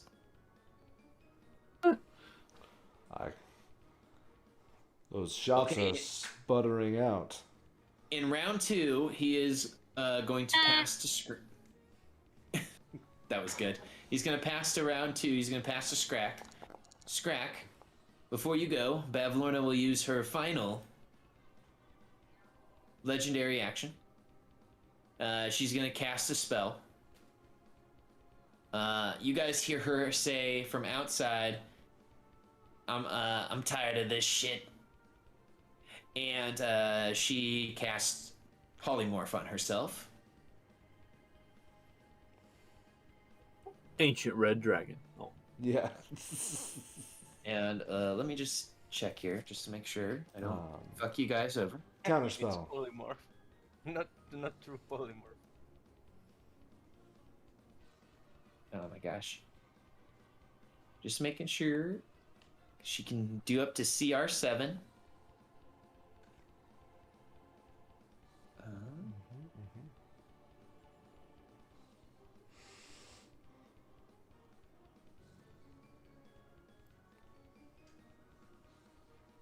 I should have known you guys were gonna come get rowdy, but I did not know.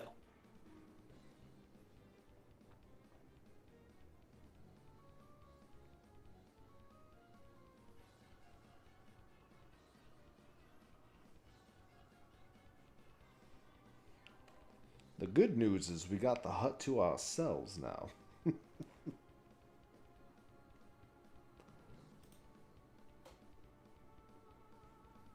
For now. Okay. Okay. We can't let her escape or she's gonna get her sisters.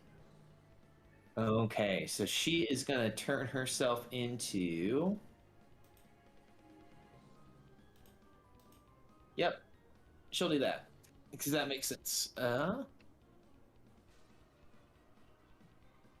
me see if I've got a token for this. I do.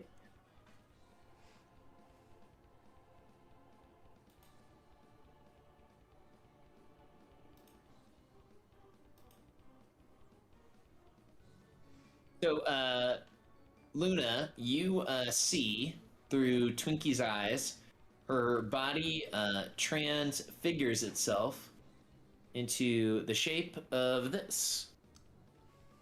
She turns into a 10-foot by 10-foot crocodile.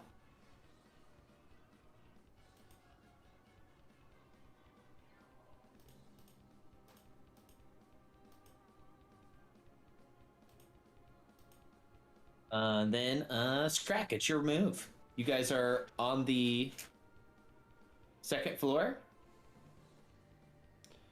All right, just so you know, Twinkie will telepathically communicate or tell everyone the image of a crocodile. Nice. Okay, that's all. Okay, I will pull out my sword. He's already down, so I don't need to try to get advantage on this. I will pummel him with my short sword.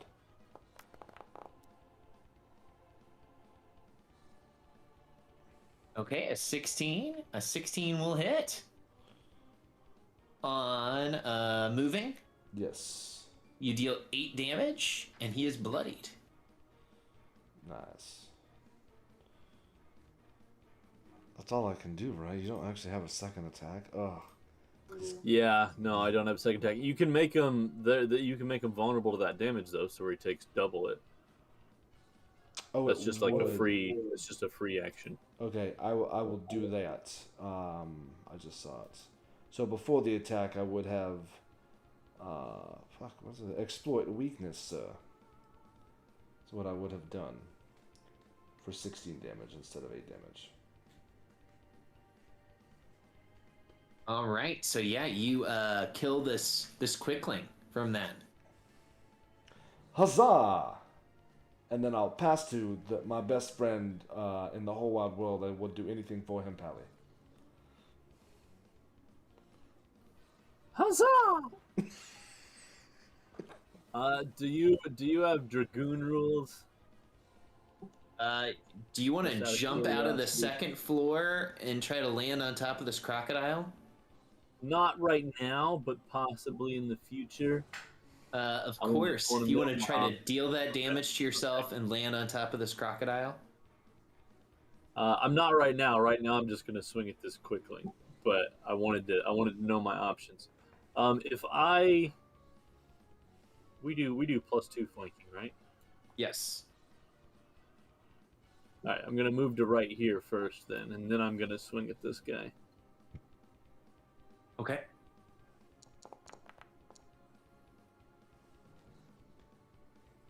Alrighty, and foreboding?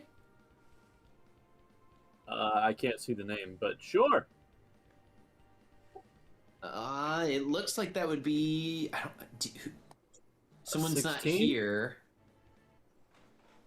Yeah, so you would hit. Oh, there you go, Scrag.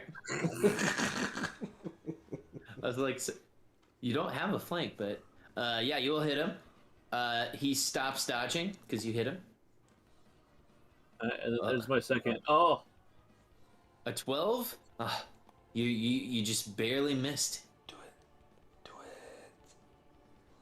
Well, I haven't used my inspiration yet, right? Oh yeah. Are you gonna use that inspiration die? Yeah. Oh my god. What about an 11? You could succeed at a cost. Do it. Yes. Alrighty. You take unmitigatable damage equal to 25% of your current hit points. Hell yeah, I do. That's what I always get. You did do Dragoon rules. So yeah, re-roll that damage for us. And let's see if you kill this quickling. Alrighty. The quickling is dead.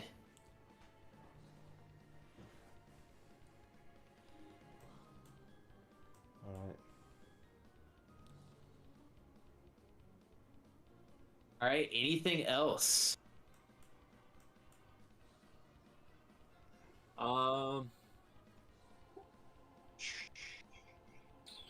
Yeah, I've got movement left. I'll move closer towards the window.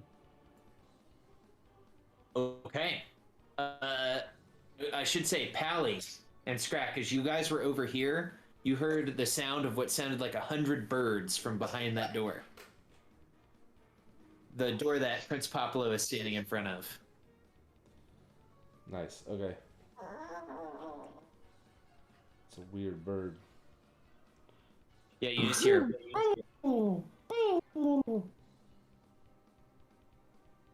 I will pass to Fear. Fear is going to move over to the window. And I'm assuming that if I lean out the window, I can see the big crocagator that is now Bavlorna below me, right? Yes, you can see the crocagator below you. Right. Bonus action, convert sorcery points so that I can get my spell slot back, and then I'm going to fireball her to the face. All right, give us that fireball.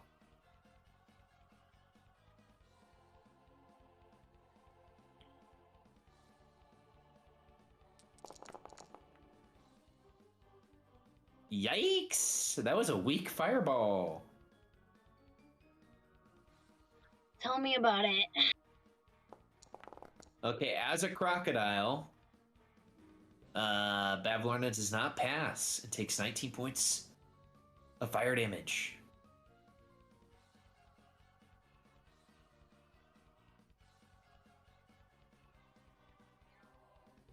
Anything else from the Fier?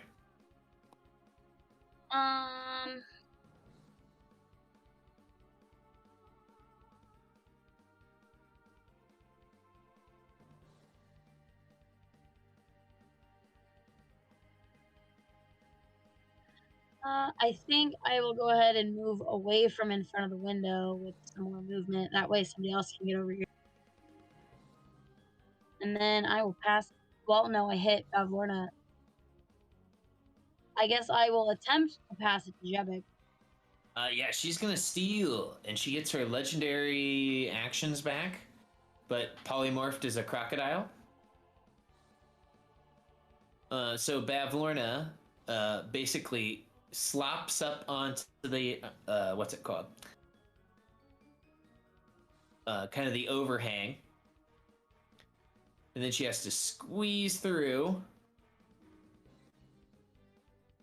You guys hear a splash as she enters into the pool.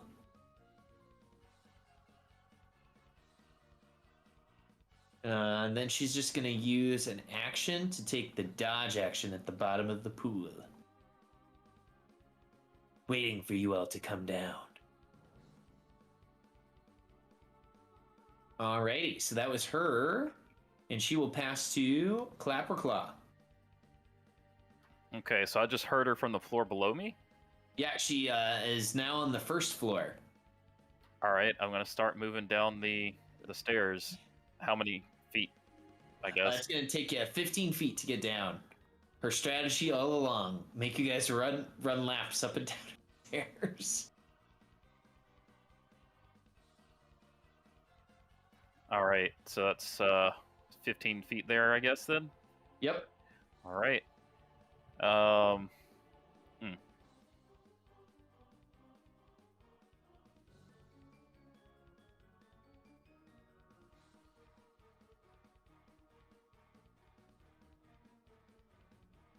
she's just sitting there.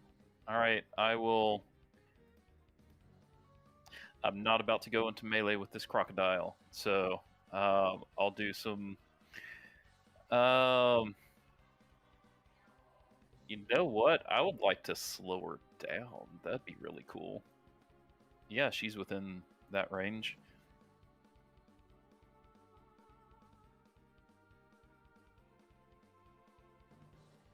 I will try to Ray of Frost her. Alrighty. I will use a DM inspiration. Okay, canceling out her dodge action. Let's see that Ray of Frost.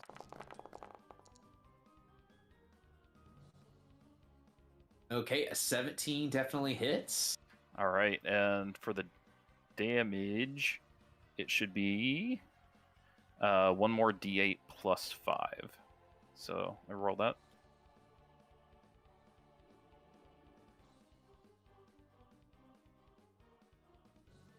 And I'll throw a smite in. Which is not really a smite. And then another 1. Alright, pretty lame, but okay. And then I will doesn't really look like there's room. I think the rest of my friends are going to come down here eventually, so I will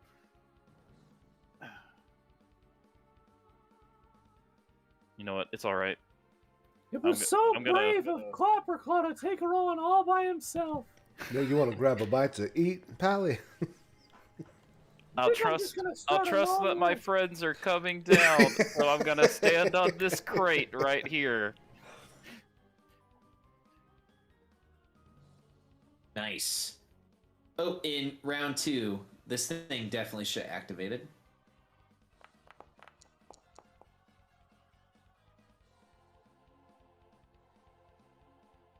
All right, who do you pass to? Oh, I'll try and pass to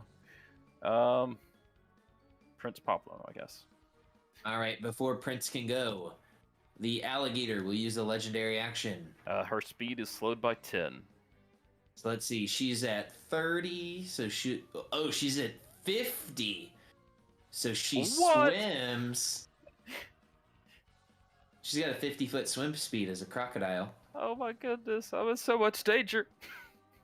So she swims 20 feet. So she still would have 20 feet of swim left, and then just moves 5 feet to engage you. All right. Okay, and then Prince Popolo will go, I'm so sorry. It's all right. It's all right. Prince Popolo will say, guys, the scarecrow is missing. Should we just start looting the place? Get it? Loot? I'm a bard.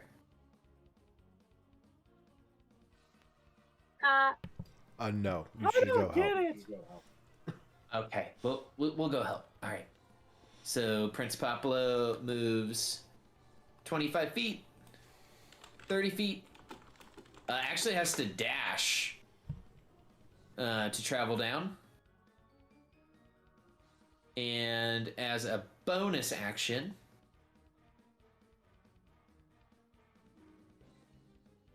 looks at you, Clapperclaw, and gives you a bardic inspiration.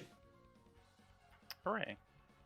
Hooray! All right, they will pass to Luna. Luna, you are on the 3rd floor. And you can hear everyone's getting rowdy on the other floors. Yeah. Do I see the will-o-wisp like activating? Yeah, it's looking pissed. All right, I'm gonna go invisible.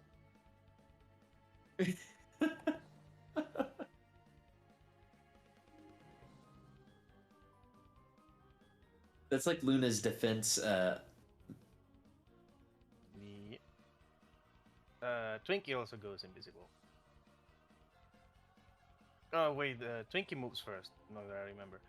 I guess Twinkie's gonna fly through these stairs. Can I go through the window? No. Can you move me through the window inside the building? Sure. Right, so that's not counting for her, but I think that's 20. And then 25, and then 30 to use the teleporter. Oh my god, where am I? You're on the second floor. Yeah, but it moves the screen. I don't know where it moved. Ah, there we go. So that's 40, and then 50, and then 65, and Twinkie dashes. So 120. Where am I? Where's the crocodile? Oh my god, there's a huge crocodile there. Twinkie will keep moving. And that's like a 15 by 15 crocodile. Yeah, it's literally a giant crocodile. All right, I'll flank it. And yeah, Twinkie is invisible. Yeah, I gave it a little fairy glow there. Okay, anything else from Twinkie? No, I think he's gonna stay there, and then Luna's gonna stand up invisibly and just stay there so I can recharge my feline agility. Okay. And as a bonus action, I'll make Twinkie sting the crocodile. So I think she has advantage because she's she's flanking here because she's invisible. Yep.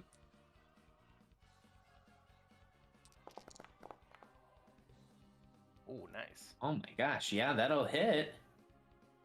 14 damage. Constitution save. Oh, what the heck? Let me roll that complication. Oh no. Okay, the next spell cast will cause an arcane flash, but the crocodile falls unconscious.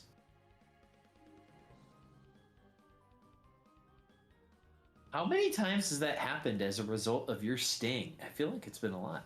Enough. Just enough. This giant crocodile's coming up, teeth open, and right before it bites, passes out asleep. Is it in water right now? Half of it is. Yeah, half of its body is in water, the other half is out. Interesting. Okay. I'll pass to the wisp to see what it does. The wisp, like, looks around like it was like, hey, I was gonna fight somebody. You see it like look around, and it just goes down the teleporter, and that's it. And it will pass to Octavian. Octavian will say, everyone, should I just stay here? I don't want to get in your guys' way.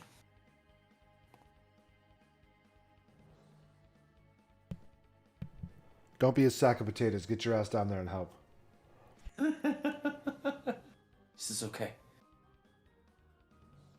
And he has to use his action to dash. And he says, "There's a sleeping crocodile down here." That's when they're the most dangerous. Now I'm gonna piss him off by putting my thumb right up his butt. Jebek will say, "Well, I guess I have to go down too."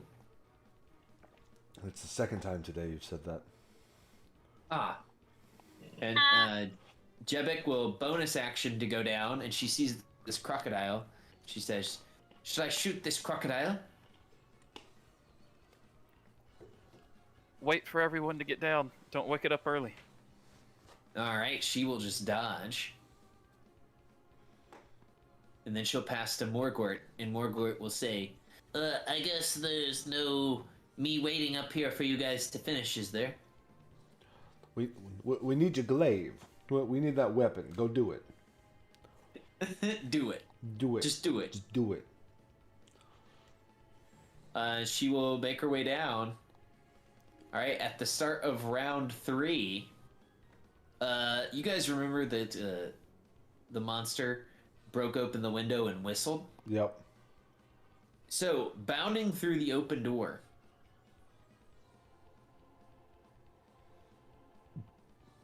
is the long kitty. Window? Oh, the open door of area 1 here. Oh, downstairs. Okay. It's And small. I need to make it the right size. There we go. It's wheezing. Wheezing Bandersnatch runs through.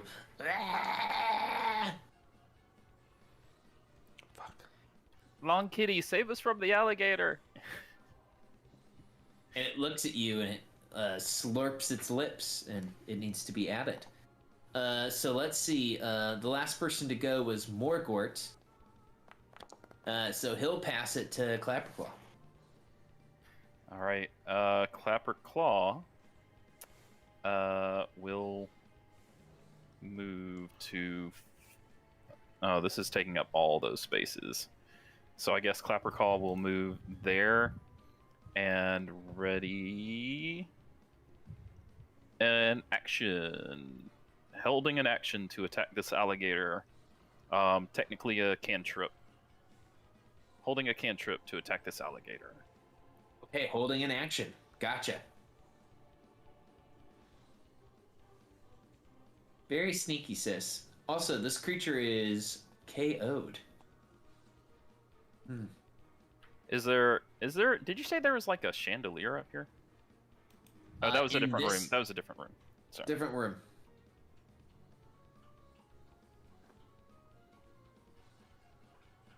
All right, Mr. Clapperclaw, who would you like to pass to? I'll pass to Pally.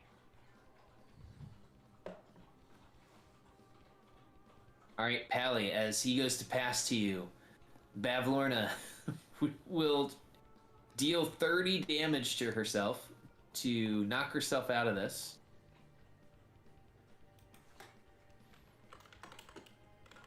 Oh, then I'll immediately use my reaction after that. So as she does that, the alligator form dies. Bavlorna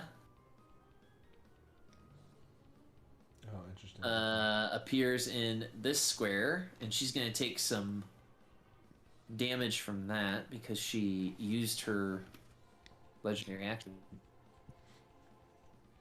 And now I need to stop her from concentrating. Okay, so she just popped up to stop herself from being unconscious. Oh, she's a little bit out of my... I was... technically, I should have said which cantrip I was going to use, and it was going to be a force weapon, so she's out of my range.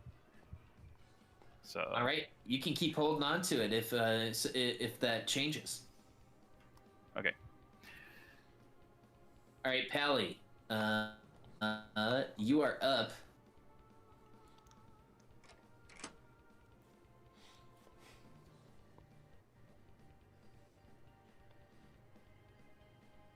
The other Pally.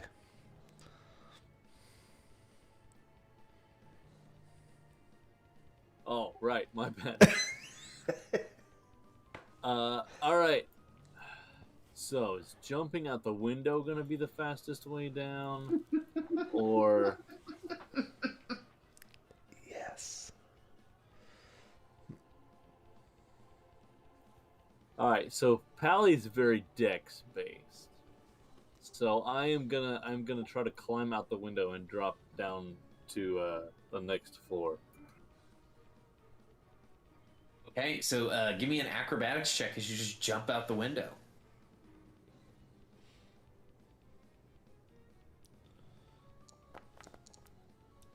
Oh. So Pally kind of belly flops. That checks out.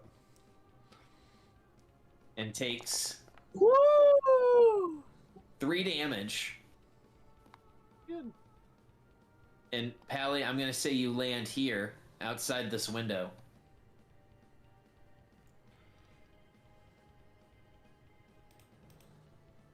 I don't. Where am I at movement wise then? So it took me 10 feet to get to the window. Okay, I don't think falling actually charges any of your movement, so...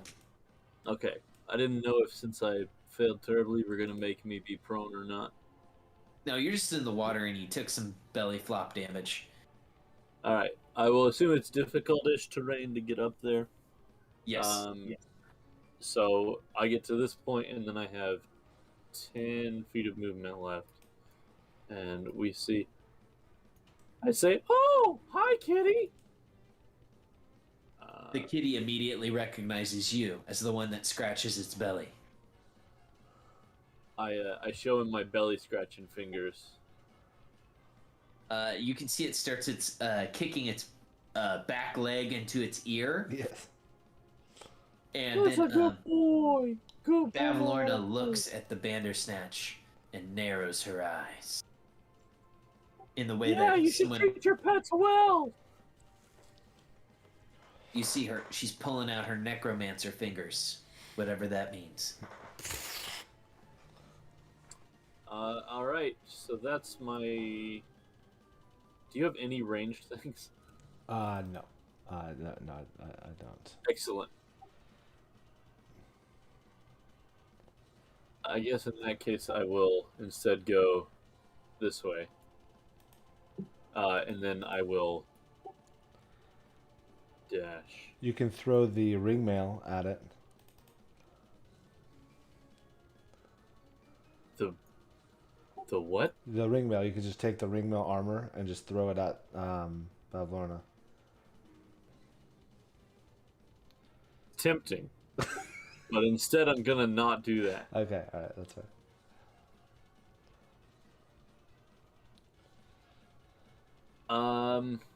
So that was movement and action to dash. Yeah, that's gonna be it. All right. Who you pass? I will pass to. Let's pass to Luna. All right. As you go to pass to Luna, Bavlorna will use a legendary action. She stares down. She sees Octavian with you guys, and she shoots a withering ray at him. Oh my god. Fuck. Oh no, and she only got a 10. So she misses. Yay.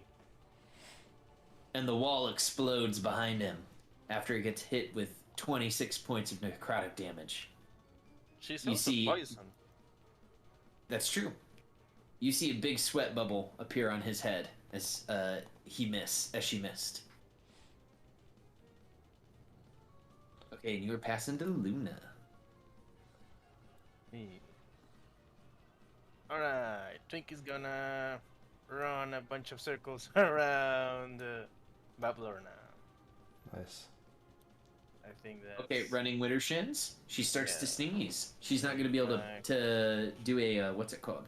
Cast a spell this round. 55, 60. I think she went 2 times around. Nice. And then she's gonna dodge.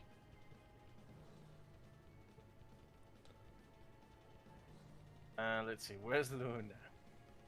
Luna, she's out of the way of there. I'm still invisible. Gonna move 15 feet, then 30 feet to go down here. I think there's a wisp down here. There is. It's like looking around, trying to find somebody to wisp. Right, I'll use my feline agility to get out of here. Another 15 feet. Oh, my screen got stuck. There we go. And I see Wablorna.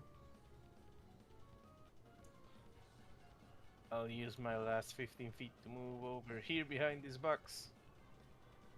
And I'm gonna... Shit, what wait.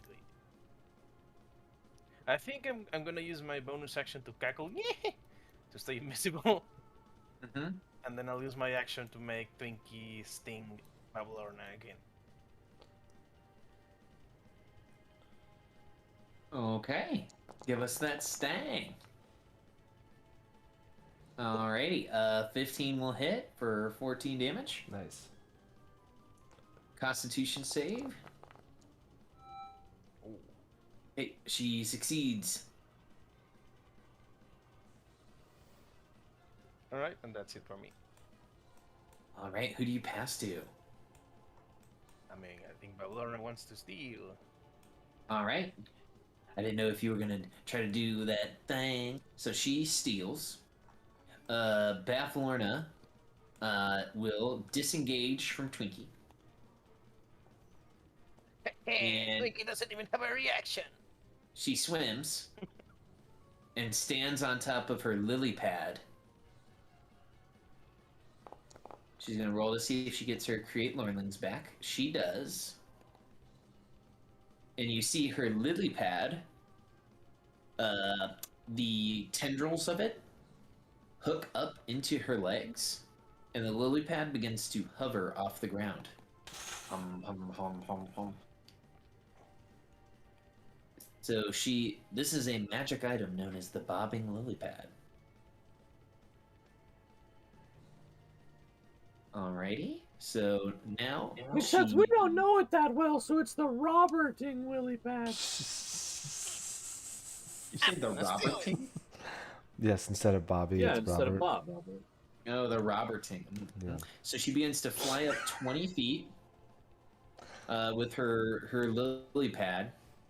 And then she says, "Y'all fucked up now. I got my lily pad." And you see that she looks a little bit more confident. After doing that, let's see. That must be one of those heavy flow pads. Oh man. We've gone almost exactly one session without making a period joke. She will pass to Fier. Fier, what do you got for us?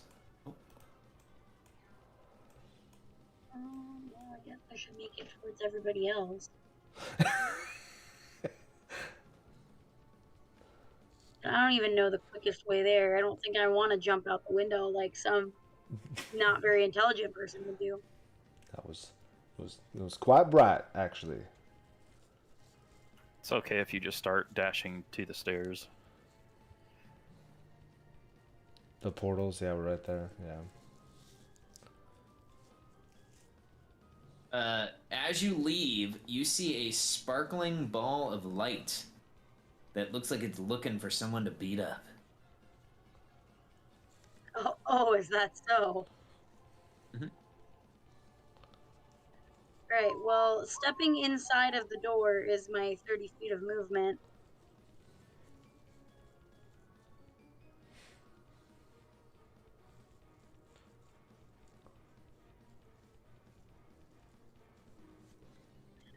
I guess if this little will-o-wisp wants to beat somebody up, fuck it. I'll go ahead and cast Thunderclap. Nice. Alrighty, give me that thunderclap. Gonna thunderclap them cheeks! Oh no! Okay, it rolls a 3, so it's gonna take 7 points of thunder damage, which it is. You see that this creature is resistant to thunder.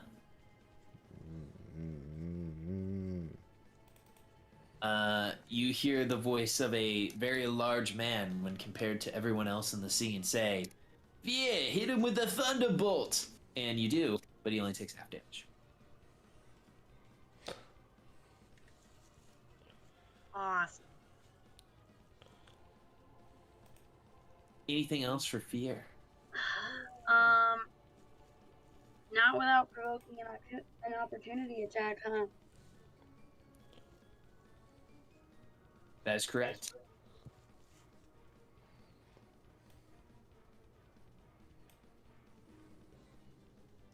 All right, if that is it, the Will-O-Wisp is going to steal, but first, Bavlorna is going to use the legendary action.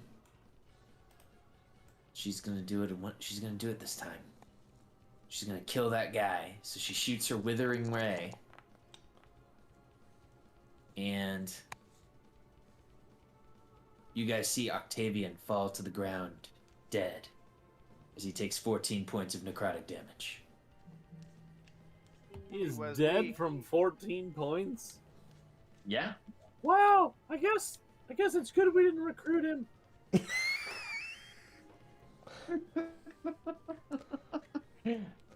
Awesome. And she blows the smoke off her finger. And then she looks at you next, Clapperclaw. No, really though, dick move. And the Will-O-Wisp will go. The Will-O-Wisp targets you, Fear. And it tries to shock you.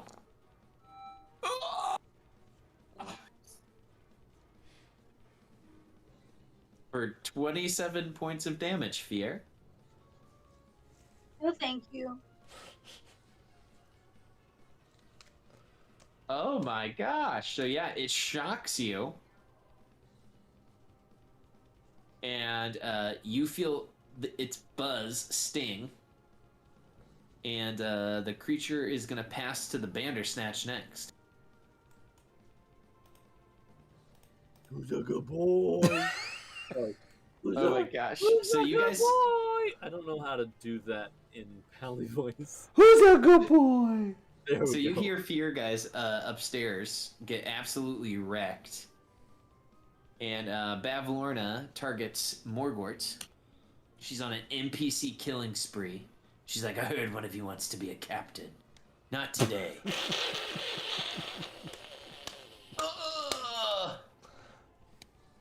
And she hits him with 17 points of necrotic damage.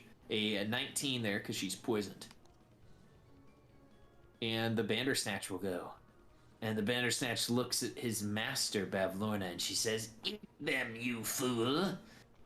But you can see that the Bandersnatch is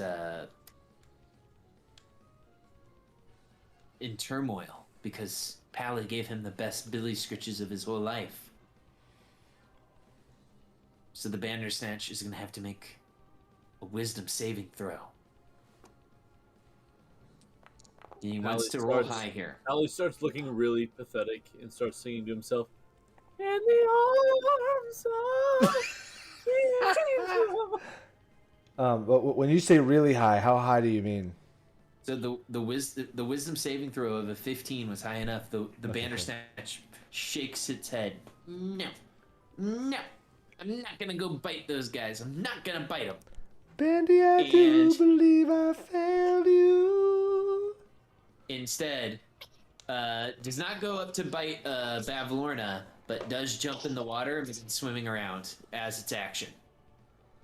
So as the Bandersnatch begins moving around, swimming in the water, we're at about 12:55. So the combat music still plays, but we will transition back to the start screen, and we will put ourselves on hold there for the evening, as you guys are fighting for your lives against this hag after she jumped out her own goddamn window. Fighting for my fucking life here.